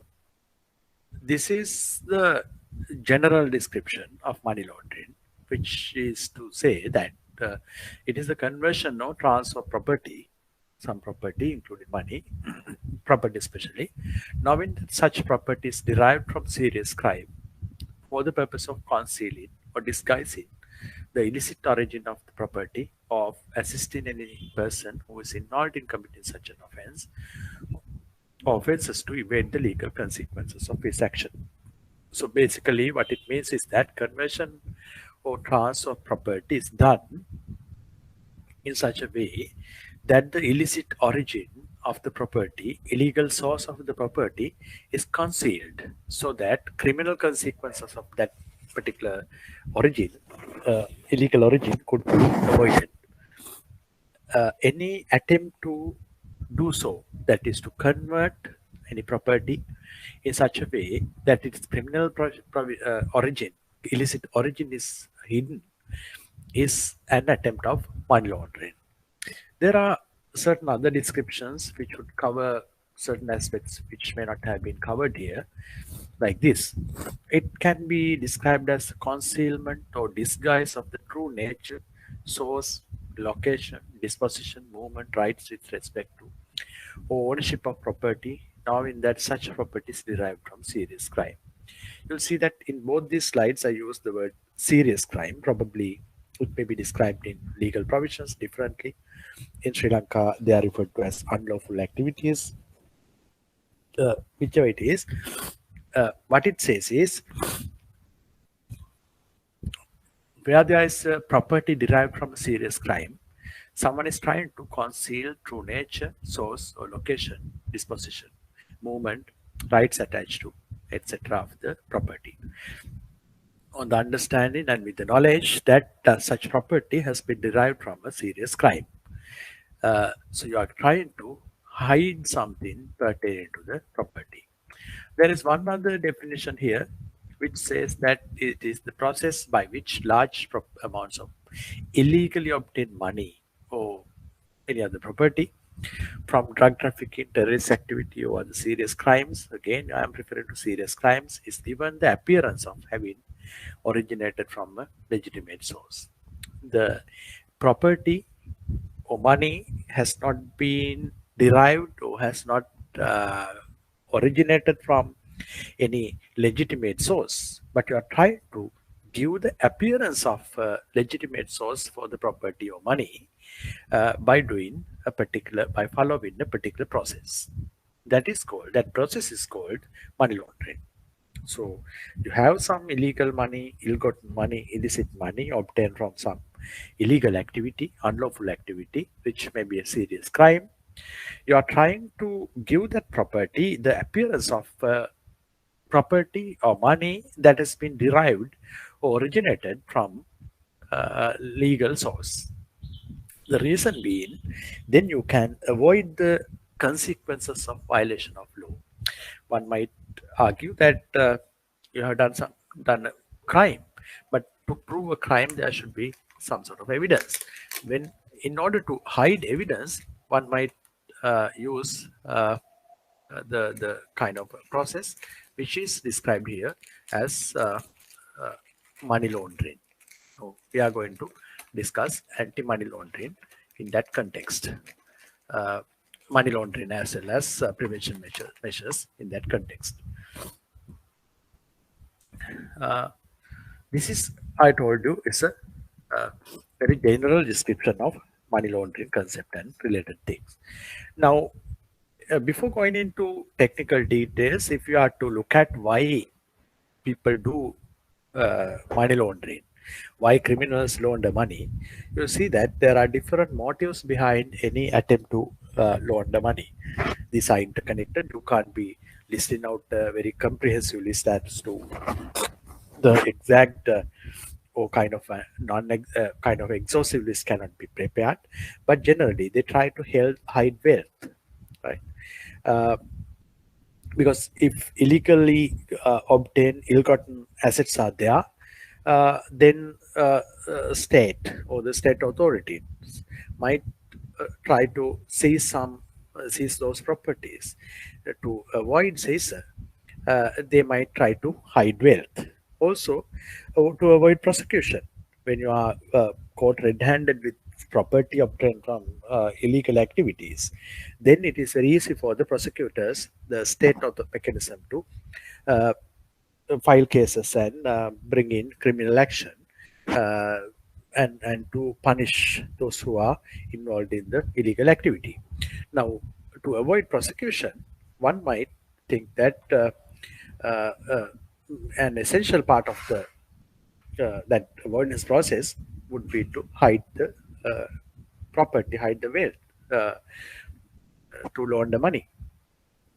One might want to evade taxes. The criminals might want to evade taxes, and they might want to give the money appearance of legitimate money obtained from some tax exempted sources and so on. For that purpose, again, people will launder money. In general, all these things are done to obtain some legitimacy to their wealth. Uh, Now, one question is that these offenses, the serious crime which I mentioned in the first few explanations, is not necessarily a financial crime. The serious offenses, serious crimes are not necessarily financial related crimes. Uh, the unlawful activities referred to in the Sri Lankan legislation, that is AMLA, PMLA, Prevention of Money Laundering Act, and the Financial Transactions Reporting Act, are not necessarily financial crimes. They are general crimes in that could happen in any society, but we connect them to the offense of money laundering. Now, what is that? Why? What is the reason why we in the financial sector need to be concerned about those crimes? Right? That crime may be some bribes, that may be some in a way financial, but it may be some immigration related things, taking people to some countries by boat. That may be an offense identified in the law as unlawful activity. That may be drug trafficking, drug related offenses, narcotics related offenses. Why are we concerned about those things? I'll come to kind of law related as well as finance related explanations. But before that, we all know uh, that unless there are proper mechanisms to uh, handle money stemming from unlawful illegal activities, there are a lot of economic and social consequences as well. Right? If money laundering is allowed to happen in a society, uh, necessarily it would facilitate crime as well. If the criminals are prevented from using the proper financial system of the country, then their appetite for committing crimes might also go down. At least, financial system should not be uh, acting as some sort of a catalyst for wrongdoers to commit their crimes. And if we are to tolerate uh, kind of criminal activities and using them in the real financial world, then that will criminalize the society.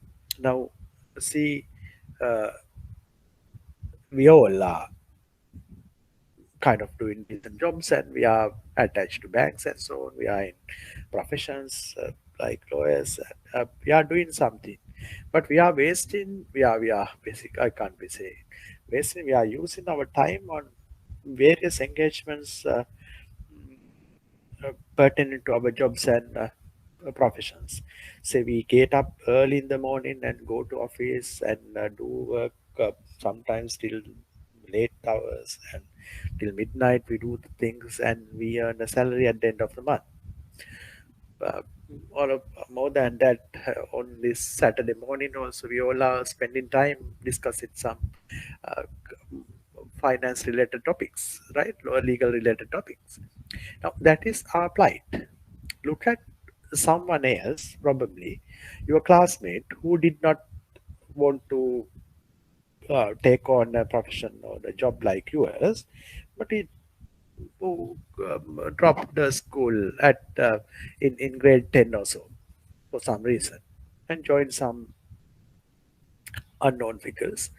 Uh, you didn't hear about him or her for last 10, 15 years, but all of a sudden you see that your friend is uh, roaming around in a very luxury vehicle and see that he has purchased a luxury house close to where you are planning to build a house. You are obtaining a loan from the bank and you are trying to find additional resources to build your house.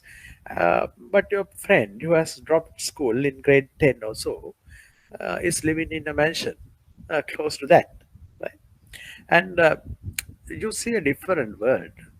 Probably all of a sudden you might realize or come to know that that person is now a large scale drug dealer.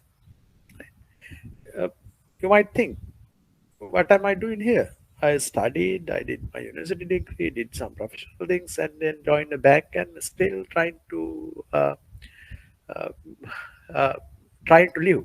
But this person is enjoying his life. But if that thinking, if you are not scared of the criminal consequences of someone's criminal activity, then everyone would be tempted to do illegal things and earn money. To stop criminalizing the society, you need to restrict that kind of activities by using the financial sector legislation as well. Now, distortion of economic activities might happen in large scale or small scale. Uh, this is common where AML and CFT is tolerated. Now, I am reminded of a lot of examples in different countries and different places where this kind of distorted economic activities are reported because of AML CFT attempts. I'll give you a very simple example. When these uh, three laws in Sri Lanka, AML CFT related laws, Prevention of Money Laundering Act and FTRA and terrorist financing law were being drafted in the period, especially after 2001, 2002, 3, 4 period, we were uh, attending a lot of uh, kind of training as well as some sort of drafting sessions in different countries. I had my own personal drafting going into two of these laws, I mean, PMLA as well as FTRA. When we're having a particular seminar in Tokyo, I remember one participant from Pakistan shared a story. What they said was they had a container, big container, uh, not claimed by anyone. So they were worried as to uh, what it was. And I mean, the customs authorities. The container has been described as computer accessories, no, brand new computers. There was a container full of brand new computers, but no one has come to clear the container. There, that was there. So the authorities wanted to see what was going on and broke open the container. What they found was that the entire container was filled with unusable computer accessories, old keyboards, screens, monitors, a lot of things were there, but nothing was usable. But the claim, the or documentation said these are brand new computers. They were wondering why someone has ordered unusable computer parts in the guise of brand new computers, and this person has not claimed the container as well. Now, possible explanation would be that someone has wanted to send money out of the country for some reason and used false invoices in the guise of invoicing in importing computers. This man has sent money out of the country, and computers won't come back because he wanted to send money, not for computers, for some other thing. So what has come here to give the appearance to the authorities that against that money something arrived are not computers but unusable computer parts. You see that the suspicion is that money has gone out of the country for something else, maybe drugs, maybe weapons, or something like that. For that, what they have received is something else. Now, this kind of a thing is basically criminal. It promotes criminal activities. More than that, if those two containers were not opened by the authorities, they would be recorded as the computer imports into the country. This kind of things happen. What we receive in the country and what are sent out of the country may be recorded in as other items, and entire economic activities would be distorted. The reports that we are getting as what our imports are would be wrong. What our exports, those would be wrong.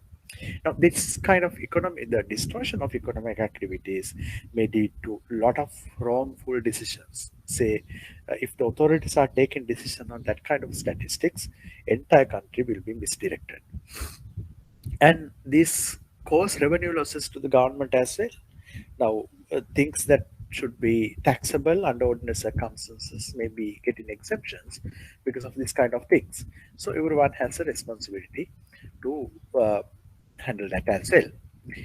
Uh, Especially the financial sector institutions do have a kind of a serious responsibility to handle AML CFT related concerns. The reasons are that that I told you repeatedly that banks are very fragile institutions running on the trust placed by the customers in them. Customers believe you, customers trust you. That is why they come and keep money with you. Otherwise, they won't deposit money with you. In Sri Lanka, people deposit money with anyone else who is offering a high interest rate. That's a different thing. But generally, a prudent customer, kind of a rational customer, will not come to you unless you are trustworthy. Bank need to be trustworthy. But the moment a bank is alleged to have got involved in some unlawful activities, illegal activities, then you know that in any decent society, that trust is broken. People, depositors will know that if the bank is up to illegal activities with some criminals, our money is also not in a safe place. So that kind of broken trust might result in customers will come into your bank and withdrawing their money.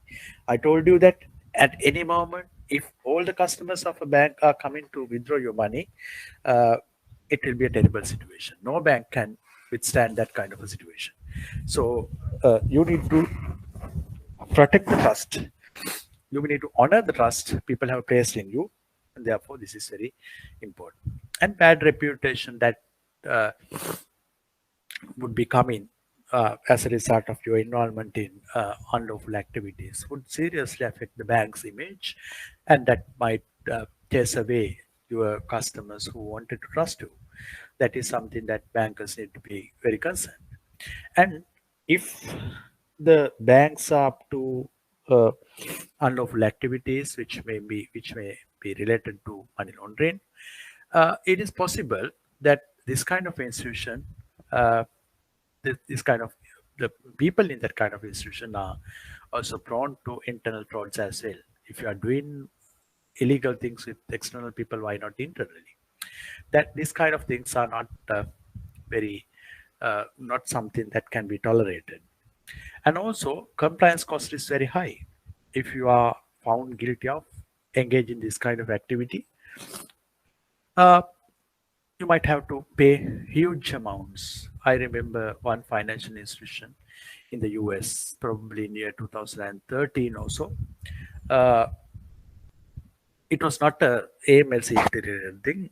Stock exchange, some Securities and Exchange Commission finding a particular entity was found, BNP Paribas, French bank, was found to have violated some requirement, and they were they could have been prosecuted by the Securities and Exchange Commission, which is a regulator in the US. Uh, but they offered, you may remember in the Banking Act topic, I told you something about compounding. SEC offered to them an opportunity to compound the offense. What was the opportunity? The entity was, French bank was responsible for illegal and unlawful activity. SEC allowed them, SEC told them, look here, you are wrong, you have done something wrong, we can prosecute you. But instead, we'll give you an opportunity to pay a particular amount of money. If you pay that, we will not prosecute you. The bank agreed and paid that amount, and no prosecution was conducted. You will be surprised to see the amount. It was, if I can remember correct, something like 9 billion US dollars, not million, 9 billion US dollars. So this French bank was agreeable to pay that kind of amount to avoid the litigation. You see the significance, you see the seriousness of this kind of offense. So compliance cost is very high, even in your own context in Sri Lanka. If a bank has been found to have done something wrong, you may have seen recently also on several occasions, Financial Intelligence Unit announced certain banks who have been warned, who have been uh, on whom penalties have been imposed, and so on. Now, these kind of things are not very good for a bank. So banks know that in order to protect our time, in order to protect the customers' confidence on us, we need to be away from this kind of things. So that shows the importance of knowing something about that. Then business sustainability depends on this kind of things. You know, entire world is moving towards different kind of standards. If you are not up to good business practices, the world is not ready to do business with you. That applies to countries, that applies to corporate bodies, and so on. So you need to be very careful about AML, CFT related laws, as well as the possibility of you being held responsibility for unnecessary things. And finally, after all, as decent financial institutions, we all have kind of a corporate social responsibility. We may be doing a lot of things about helping poor people, children, giving water supplies, and doing a lot of things. At the same time, I think it is an inevitable social responsibility for every one of us to contribute to prevention of crime.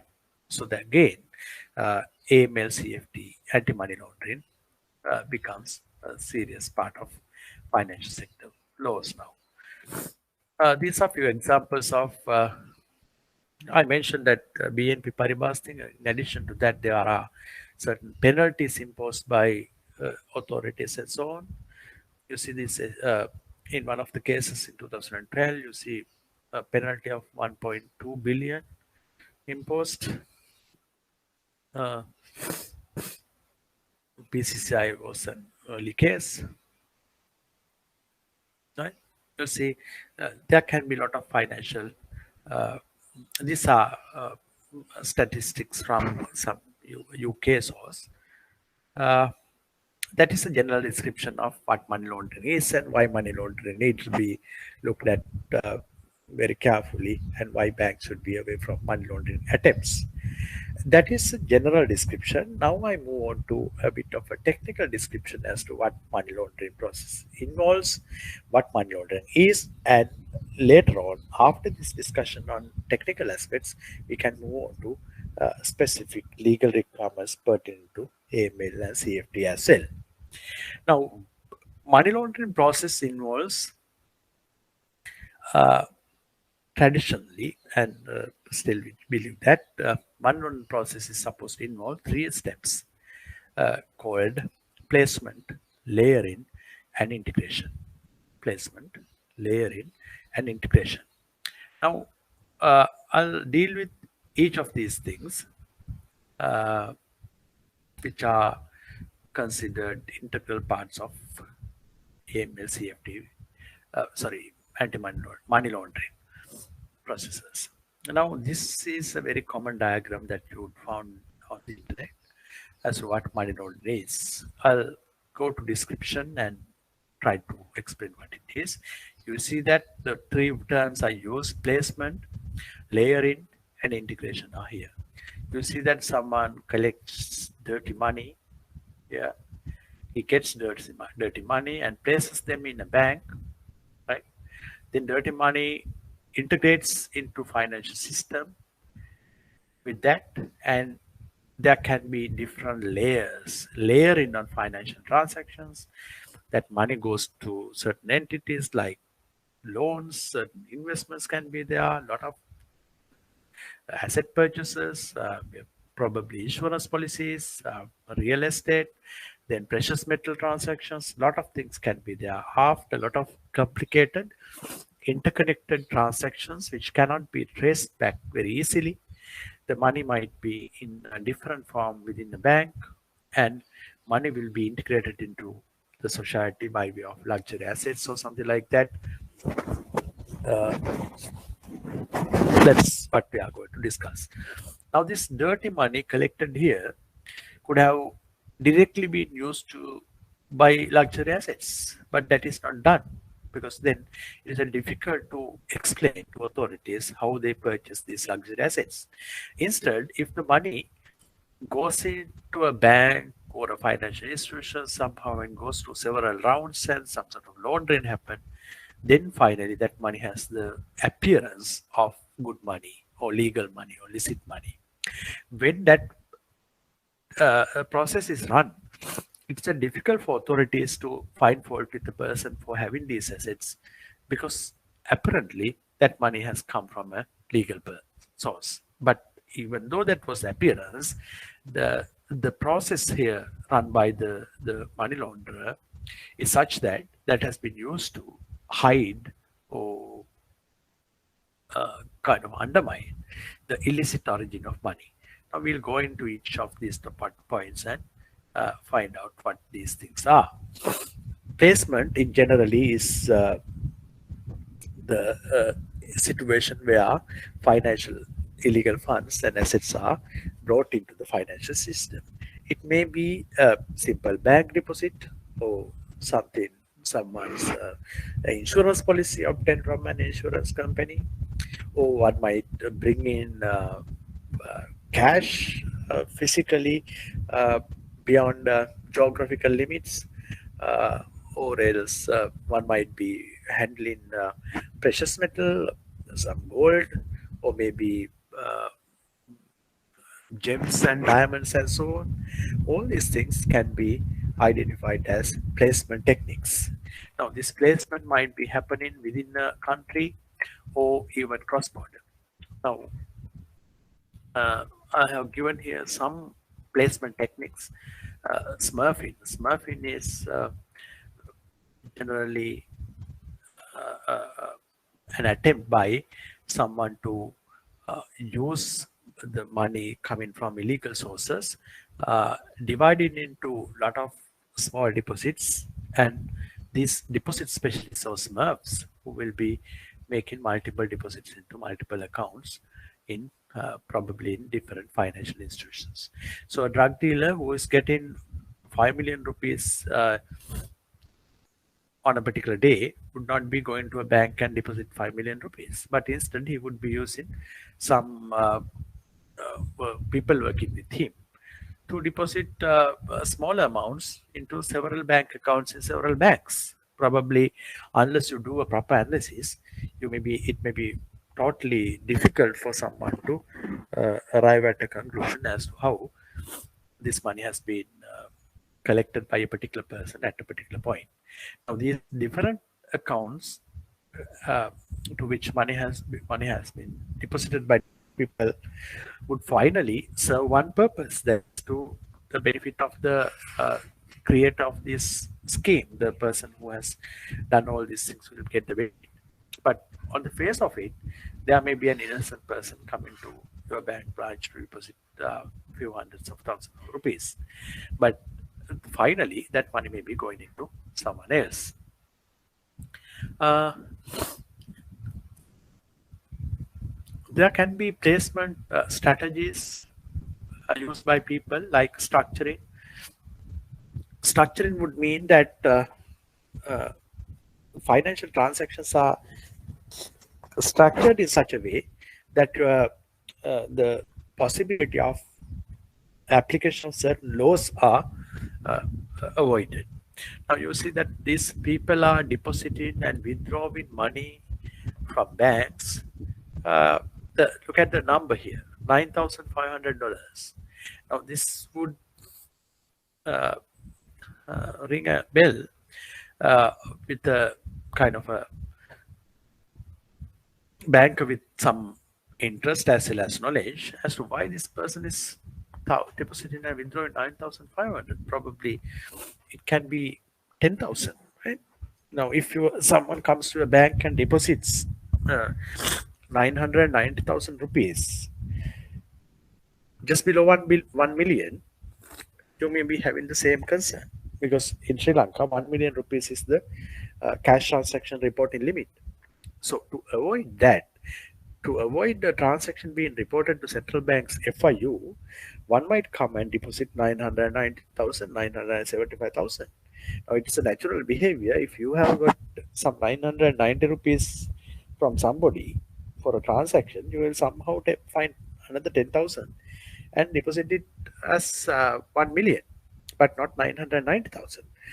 But if someone is really interested in depositing that kind of things, or if someone is coming to a bank and ask with 1.5 million rupees and asking then depositing them that money into two different accounts with 750,000 and so on, you will see that these people maybe, not necessarily, maybe structuring the transaction in such a way that the placement is not known to the banking institution, or therefore to the regulator, or to the financial intelligence unit of the country. Now these kind of things are done as placement techniques, where the perpetrators are trying to uh, avoid any kind of a suspicion on the part of the bank. Now these are not something uncommon. I mean, these things happen on a day-to-day basis. Sometimes some country leaders show that very innocent transactions on the face of it, they are very innocent. But if you look into real analysis of the transaction, nature of the transaction, you would see that the real motive behind the transactions are totally, I mean, the basis is totally unlawful. Uh, I remember one other uh, thing someone has shared, that any legitimate looking, any legitimate transaction can be used as an unlawful activity, can be used as a money laundering uh, tactic. Now you may have heard, I don't want to give you ideas too much. Uh, uh, even you know that these lottery tickets, right? The winners of lottery tickets sometimes tend to hide their identity. I remember some 10 years back or so, I saw the first time while I was waiting in a particular hospital on the TV. There was a kind of a lottery draw, and after that they showed previous winners collecting their prizes. I saw that the person who has won a very huge prize came in a totally disguised manner. His clothes are unusual. He was wearing a hat, uh, wearing some sunglasses, and he's basically hiding his identity. Then I realized that this may be, and a lot of people told me that people don't want to expose their identity because then everyone who is looking at them on the TV might get a lot of ideas. Okay, now this man has so many millions of money, right? So they want to hide the identity. And now this may be used by someone else to their advantage. I mean, not the fact that they're not the fact that they're having money, but the fact that they want to hide their identity. But there may be some other uh, really someone who has done a lot of criminal activities and who has a lot of money, but wants to get them laundered. What if they approach the prize winner? This is a lottery ticket. No, it's not something registered in your name. When you watch the lottery results on the TV or something, you will see that someone has won. If the person who has won the say 100 million or something uh, is an innocent person who is very scared of winning this money, probably a criminal might tell him, "Look here, if you give me your lottery ticket, I'll give you the equivalent amount of money, probably even more than that." Right? And the criminal collects prize money from the uh, lottery administrator, lottery board, or whatever. He pays that person maybe equal amount or something less than that, or even more than that. Right? So that simple transaction of lottery ticket being transferred to some criminal who uh, would like to declare his identity and collect the prize money would serve different purposes. The person, real lottery winner, who was scared of collecting money because of the threats that might come on his life and things like that, is now saved. He goes away with some money from the criminal, and uh, his identity is not known to anyone else, other than to that person. The person who has lot of drug money or something like that would now be declared as a winner, and his money would have the totally legal appearance. Now he can go to any bank and deposit his drug money, saying that this is the money that I have won from this particular lottery. Right. So even this kind of things, simple things, money orders, checks, everything can be misused if necessary, if the criminal mind is there. So we bankers need to be very careful about placement techniques. Uh, right. Now you know a lot of things. If you look at the news that we hear, news that we read in newspapers, a lot of things can be maybe connected to unlawful activities. Now, just imagine the situation where we used to hear, okay, these days we don't hear anything about the airports because most times they are kept closed. Before that, we used to hear a lot of things about some people trying to smuggle large amounts of foreign currencies. So someone who has smuggled gold or jewelry, so gems or diamonds and things like that. All these attempts may be simple attempts to sell these things in a different country, violating just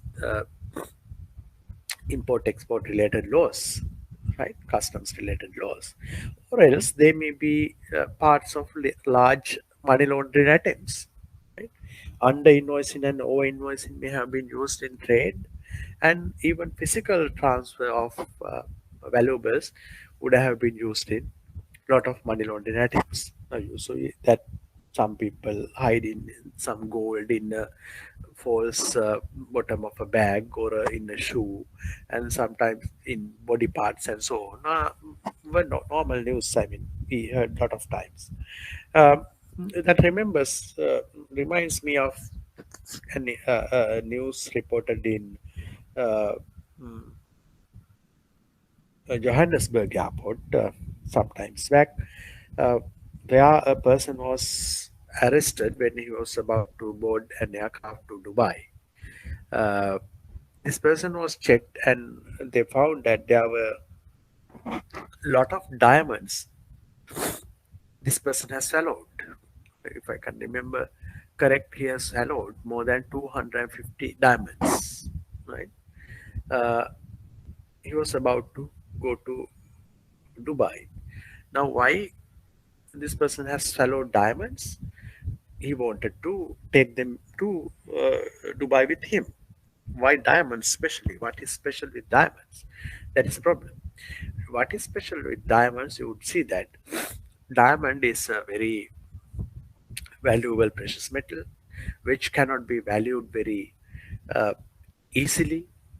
uh, the valuation, is depends on this four C's: carriage, color, clarity, and so on. And even qualified valuers cannot value a diamond very clearly. Sometimes, if I say that it's worth of 10 million rupees, 10,000 dollars, one might say, no, that's not 10 million, it's $1 million, right? To that extent, even qualified valuers find it difficult to value diamonds. And also, it contains a lot of value within small quantity. If you want to take something like aluminium or something to smuggle value, you'll have to contain lots of aluminium. But you can sell a small diamond and take the equivalent amount of value out of the country. Now, these kind of things are there. People bring gold, take gold, bring foreign currency. A lot of these things may be attempts or attempts within the money laundering process, which can be reasonably described as a placement technique. People taking money across the borders and so on, all these things are there, like those. You may have seen that in certain, say, US movies and so on, people smuggling drugs as well as money, sometimes across the border, that Trump wanted to erect a wall between the US and Mexico. This border is very famous for that kind of deals, drug as well as money. Um, these are also placement techniques.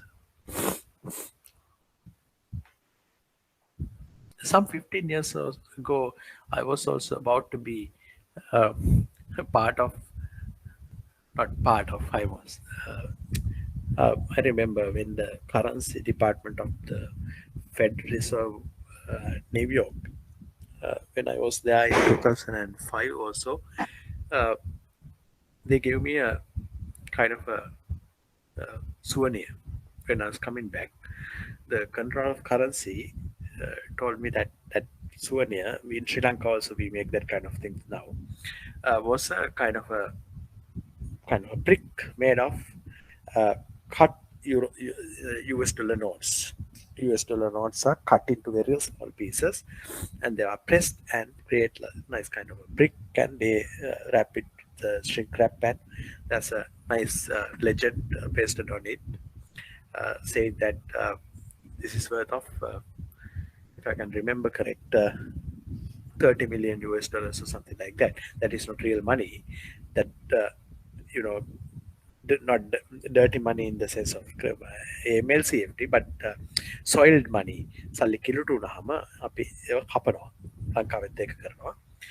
We cut them into very small pieces, something like the with maybe less than even 1 millimeter.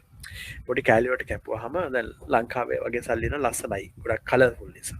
Even US dollars are a little greenish and ලස්සන මේකක් හදලා that was given as a souvenir, and when I was about to leave, I was warned by the same controller of currency, and he said probably in the JFK airport, those sniffing dogs might come after you. If that happens, tell the authorities that you got this thing from the Fed Reserve, and they won't question you. I asked him why. Why should sniffing dogs should come after me for carrying this? What he said was lot of US currency notes get spoiled, get soiled and kind of cut into these kind of pieces are soiled because of the illegal operations within the country. A lot of people take this money in bags and so on, across Mexico borders and so on, very often they transfer this money with drugs. So this money may be having smell of certain drugs. Therefore, sniffing dogs who are in search for drugs in the airports might come after this guy. That has happened to several people. So he warned me, nothing happened to me. I'm here. Now we'll move on to layering. Uh, layering is a kind of a attempt to use that money placed in financial institutions in different layers. You create different uh, levels, layers to resemble legitimate financial transactions. If you take uh, any particular transaction within the layering process, stands alone, it may be a total legitimate transaction. But if you consider the impact of different layers, that might be leading into a money laundering attempt. For example, uh, uh, this web of complicated transactions uh, may be total legitimate things like electronic fund transfers, right? If you want to transfer your money to, say, your course fee to IBSL, I'm sure you have not come to IBSL and deposited money in these days. You must have done an electronic fund transfer.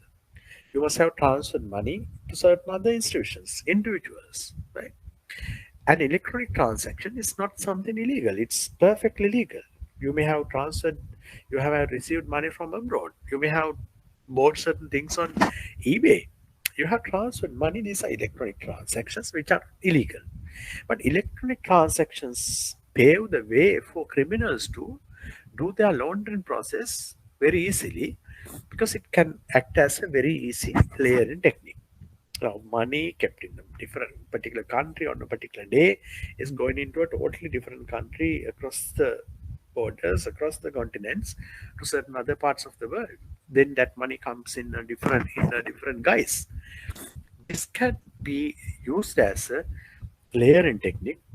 Il- You know, electronic transfers, fund transfers are not illegal, but it can be a layering technique. So, offshore banks, say offshore banking unit operation is a perfectly legal one, but can be used by different people in for different purposes, including illegal purposes. Shell corporations. A shell corporation is kind of a entity that is formally established under the laws of a country, but they do not do real business, kind of a fake profile, right? Someone else is there behind this entity doing real activities, but the entity of the company in the front is something not real. Now, I remember some time back when we were considering certain financial transactions, a lot of people complain that these entities might be having uh, certain connections to certain countries. Now, you may have heard countries like uh, uh, British Virgin Islands, BVI, and Guernsey, Man of Isle, uh, uh, St. Kitts. These are small land, kind of island nations where they have very sophisticated financial structures, but maybe into different things. You know the recent experience about recent disclosures in the all around the world about in these Pandora papers earlier. What is that law firm Mossack Fonseca, Panama Papers, right? All these things divulge information pertaining to certain entities, certain businesses, done sometimes with shell corporations. Shell corporations, I'll give you an example. Say you are an export of tea in Sri Lanka. You are doing business with a particular entity in the UK, right, who is a tea importer. But this entity, uh, when someone, the tea exporter in Sri Lanka comes to your bank and tell you that he is an exporter, he is doing business in this particular entity in the UK, probably That entity may be a non-existing entity, but that may be a shell corporation. This person may be doing something else and getting money from that entity to cover up, keep him have in kind of establish an entity there, and they call it a shell corporation, right? They don't have real operations. The same person who is exporting things from Sri Lanka, may be sending money into Sri Lanka. That may be a kind of a layering tactic. Shell corporations are supposed to be something like that. Trust, trusts are, very legal. These are legal instruments. It's a legal arrangement where people keep their money in trust with other people who are called trustees for the benefit of the parties who are referred to as beneficiaries. Say a person who has some sort of interest in promoting something might keep money with some other person uh, for some reason. He thinks that he is not in a position to use that money in the proper way.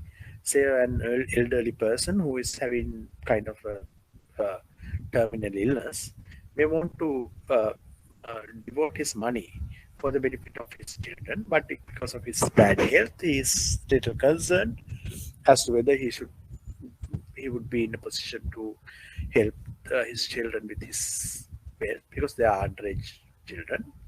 So he keeps the entirety of his money with someone, a friend, appointing him as a trustee for the benefit of his children who are beneficiaries. Because even if his transfer is property to children, they are not in a position to get the benefit to them because they are underaged.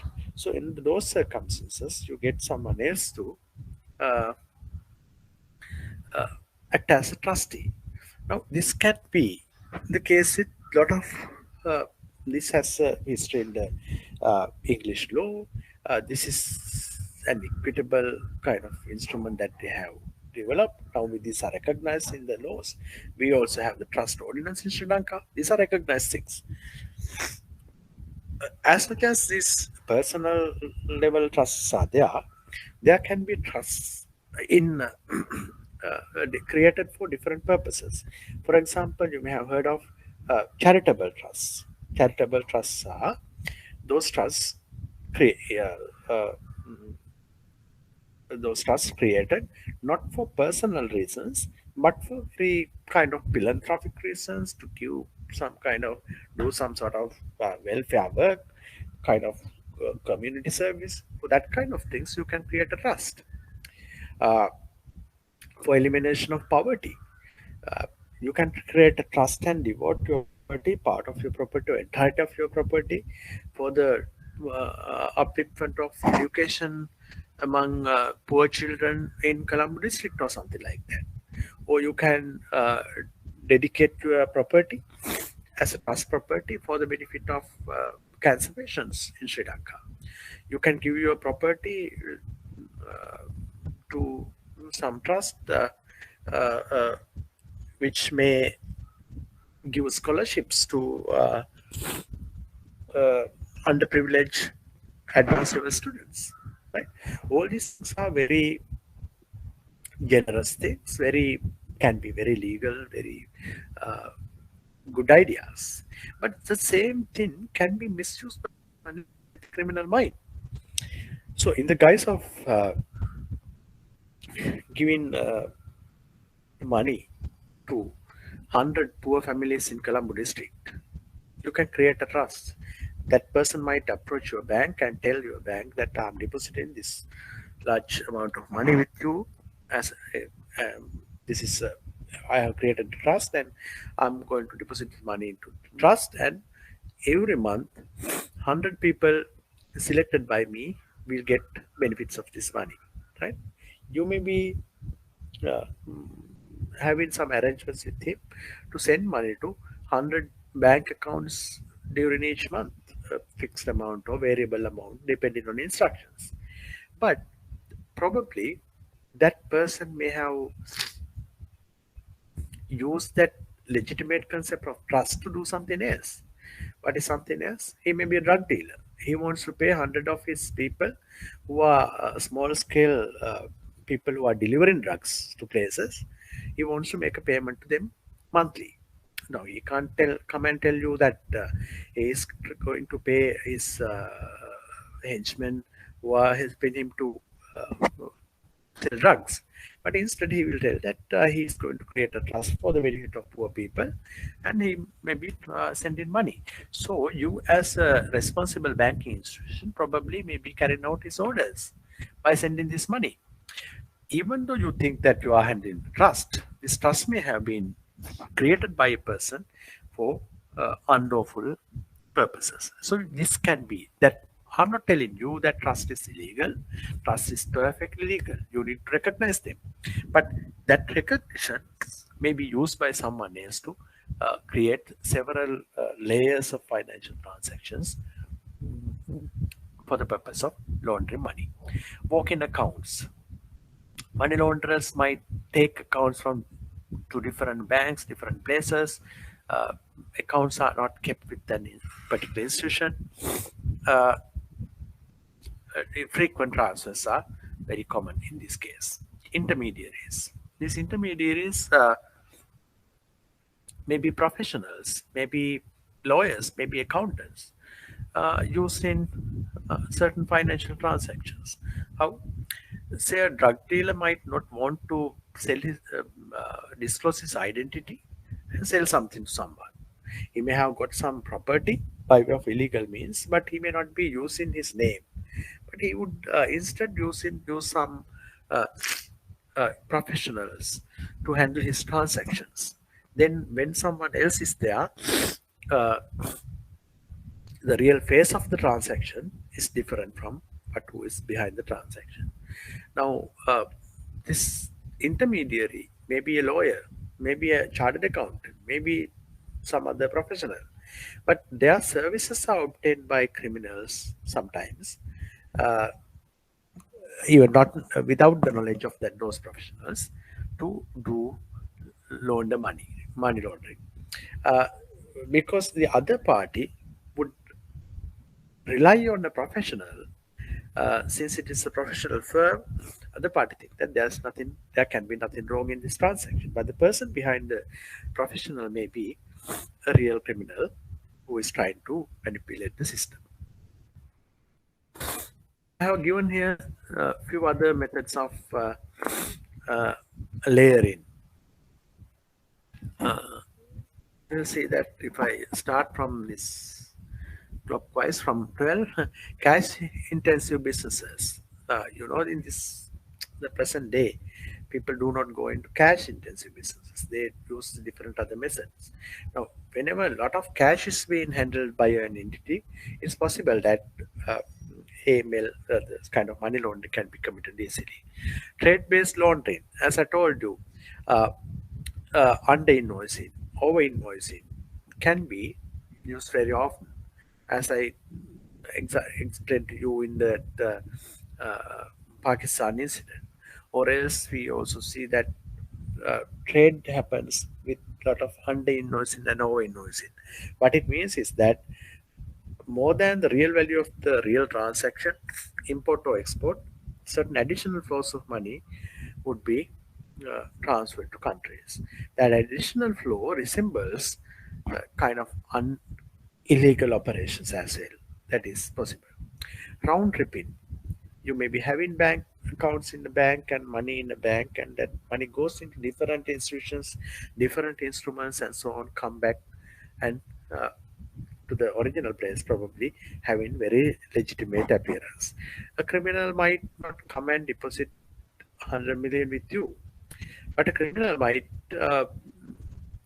use that money firstly in kind of a least regulated places. He will not come to a bank, he will not go to a stock broker, he would not go to a insurance company, he might go to a property seller probably, and he might get certain valuable properties, then sell those properties and might maybe buy some like luxury vehicles, then sell those vehicles, and using that money he might go to a different kind of place again.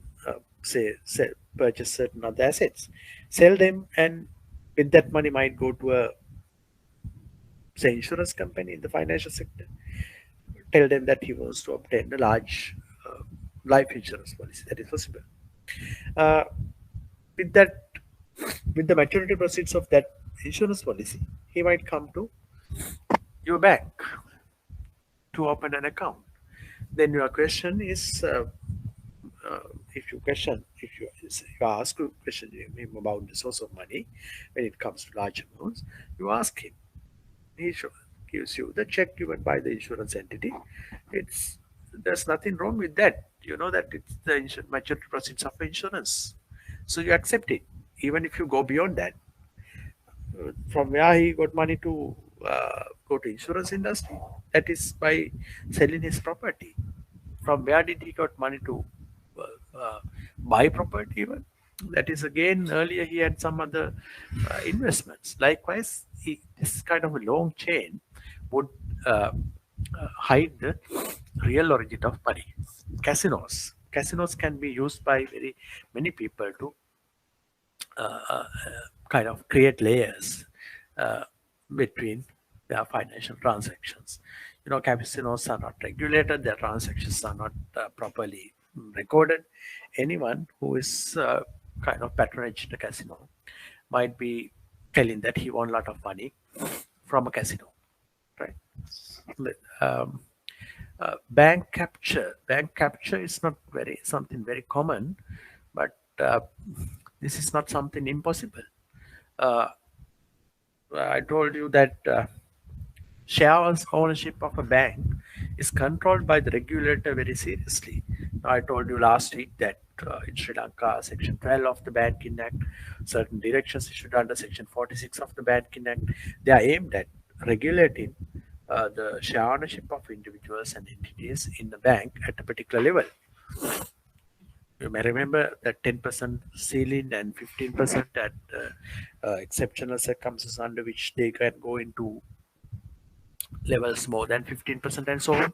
Now, all these things happen, all these restrictions are there because we are concerned that unnecessary ownership concentration in a bank might put innocent people's money into jeopardy. At the same time, uh, what if a criminal captures the entire bank or with the assistance of few people? That's possible. Then they get people to do transactions with that entity. So no questions are asked. Less CDD, less KYC. That kind of position can be created by criminals having uh, basically having the control of a bank. Now, it is very rare, but not unheard of. In Sri Lanka, we have never heard of total capture, but sometimes I believe we saw not recently, somewhere in 2006 or so, uh, there were certain attempts by certain individuals to buy shares in the share market and to have a large stake in the bank. I mean, I have told you that in certain investigations, uh, there were certain findings as to from where these people got money. There was a particular individual, a Malaysian national, who got large stakes in banks, in a particular bank, and we found that his monthly income was something like $1,500 or $1,000, right? With a person with $1,000 income per month is trying to take the control of the bank. This is not something possible, naturally. Then we were suspicious that someone else would have been behind the person. That would have been the case, but that problem was solved within a very short period of time. So it's not a problem. But bank capture is always possible. Other methods of gambling, real estate, notaries, lawyers, they are also supposed to check the origin of money and so on. There are requirements, but real estate compared to a banking institution or something like that is not regulated to that serious extent. So there's a possibility that these things can be used by people to create certain kind of layering in the process of money laundering. Yeah, I given black salaries as well. What is a black salary? A black salary, uh, I would say that black salary is something, a salary uh, paid by someone to someone, not generally for their services, but some kind of a very large amount of money. The real reason for that salary is not very clear, right? Uh, Real reason of the salary may not be very clear. Why? That is not commensurate with the ordinary salary structures of the institution or the country, but someone is getting a large amount of money. Uh, for example, just imagine the uh, uh, a personal secretary to the managing director of an entity or the chairman of an entity is getting 100 million rupees per month. Right? This is way too much, not commensurate with ordinarily the services of a person. But if if it is a totally private entity, and if the chairman says that is how I treat my private person secretary, that's not anyone else's problem. So large amounts of money would be paid to the secretary. We don't know what the service is. But this can be used as a money laundering technique as well. As far as that person is concerned, that is the salary, because the boss pays that, right? But that salary would mean something else. It's kind of a black salary, because large amounts of money are being sent to people in the guise of a salary. Now, that is why sometimes I told you that even in the financial sector, salaries paid to senior executives, key management persons need to be controlled. Otherwise, legitimate money of people will be going away. In these circumstances, what I mean is that money is going away, maybe because of an unlawful motive. Right? So, if someone wants to pay someone for drugs, right, that can be paid as a salary. All these things are possible. That is why all these money laundering layering techniques need to be understood very carefully.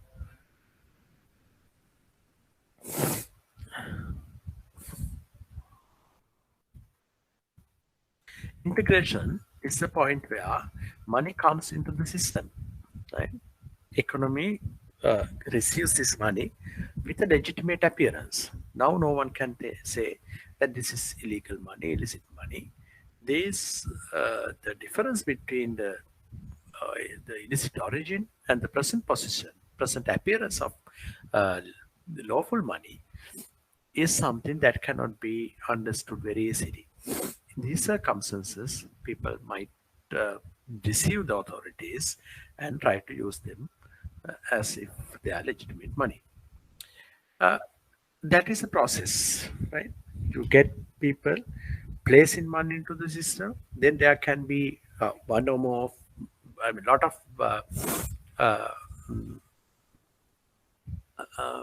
layering tactics, and finally that layered money comes into the system by way of integration. Now that money cannot be easily understood, easily identified. I don't want to go into terrorist financing in detail, but it simply is basically providing funds for terrorism. So the definition of terrorism is not very clear, but if something can be defined as terrorism, sending money, using money for that purpose is also it can be called terrorist financing. Some people say that this is the opposite direction of money laundering. The reason why some people call so is that in money laundering, what happens is illegal activities are there, money created from illegal activities. The property having illegal origin is used as legal money finally. Right? Illegal money becomes legal money. Some people argue that in terrorist financing, process starts with legal money. Legal money goes into illegal things called terrorist activities. So they say that this is opposite direction of terrorist finance, money laundering, but it's not necessarily so, because it's not always starting with legal money. It can be starting with illegal money as well. Uh, for example, you know that most of the terrorist outfits in the world are connected to a lot of other things. They do arms smuggling. They do drug smuggling. They do people trafficking. They take ransom. They do a lot of things which are even standalone original criminal activities. Right? Uh, Drug trafficking is illegal. They do drug trafficking with the aim of supporting their terrorist related motives. Now you see that unlawful money is being used for unlawful activities. That is possible, and also legal money can also be used for unlawful activities. Some executive working somewhere in Europe might be sending money monthly from his salary to a terrorist outfit. That is possible. That is legal money going for illegal activities. At the same time, illegal money can go into illegal activities. All these things are possible. I mean, there are no kind of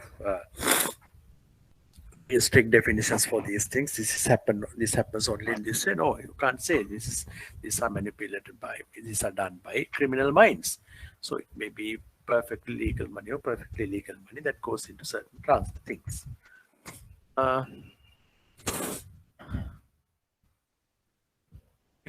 This is how now, for example, in Sri Lanka, we saw a lot of arguments where the sponsors that they are behind certain things, charitable and religious institutions, certain state sponsors would have been there, commercial enterprises, all these things might have contributed to terrorist activities in this country as well. There are certain instances where the mechanisms through which money was raised for terrorist activities, arms trafficking, kidnapping, drug trafficking, racketeering, extortions, credit card frauds, and so on. So you might, as bankers, you might wonder how credit card frauds can be used in terrorist financing, because credit card frauds are ordinarily what we see is this personal kind of frauds, whereas personal level criminal activities. One might use someone's credit card details to do a personal transaction. It is possible. It may be the case in most cases, but it is also not impossible as well.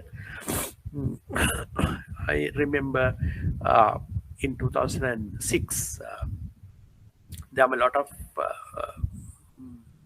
Sri Lankans arrested in Singapore for committing credit card crimes.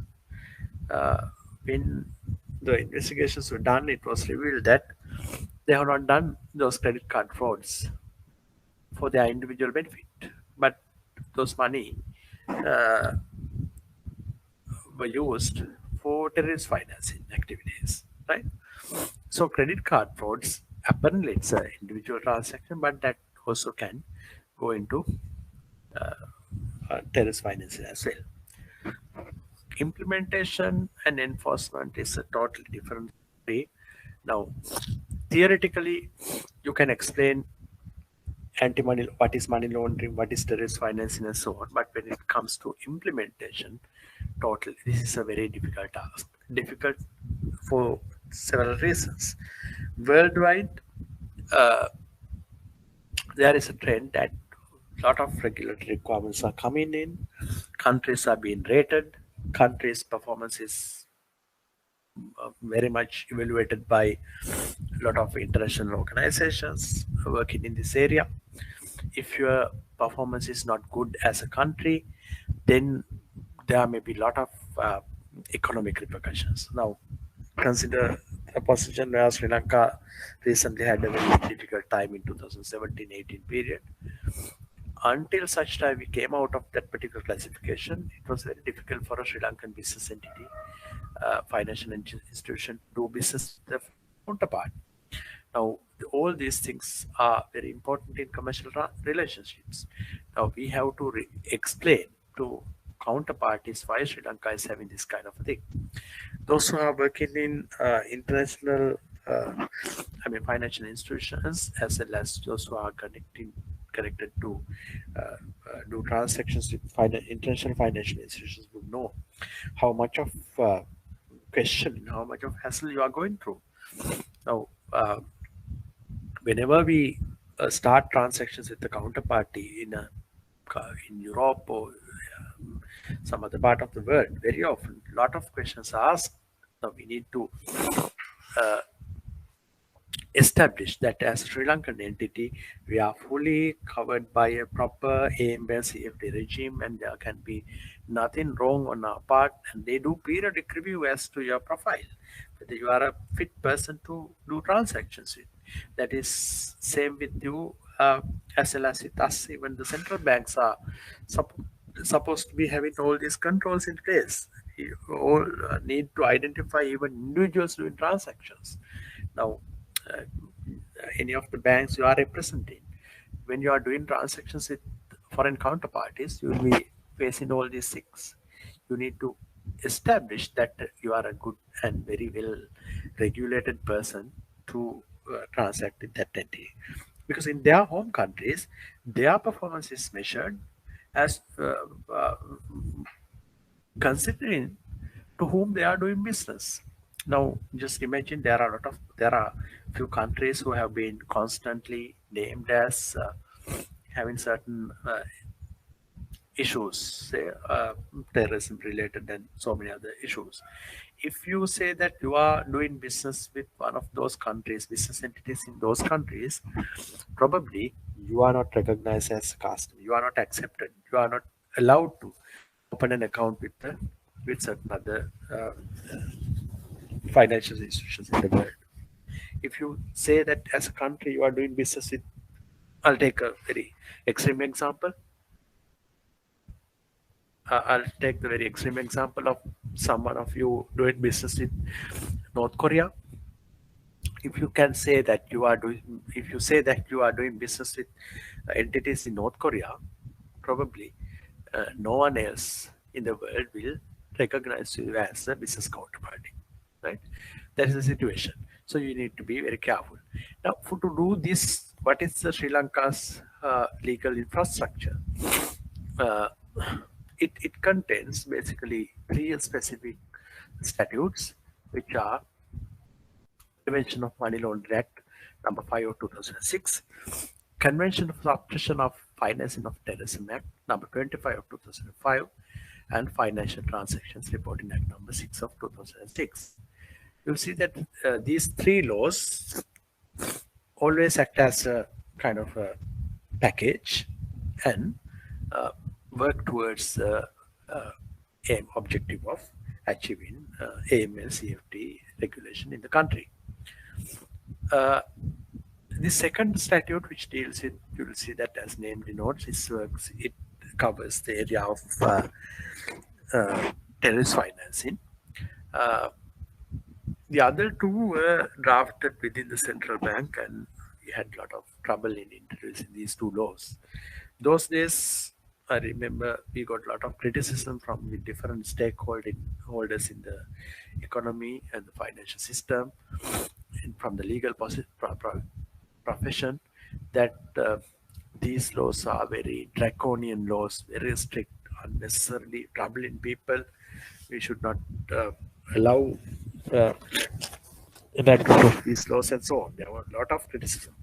But despite those criticism, there were legitimate reasons for us to bring in these laws, and those were introduced somehow. They are in operation. Prevention of Money Laundering Act was once amended. Other than that, all three are in good shape. Probably we need to go into specific provisions of these three laws, not the second one, but first one and the third one, which we will do next week. Right? I think it's okay to wind up here. I also had this session with very difficulties today, lot of difficulties, but hope you understood something, learned something. If you have any questions, I can respond. Otherwise, you can stop here. Any questions, please?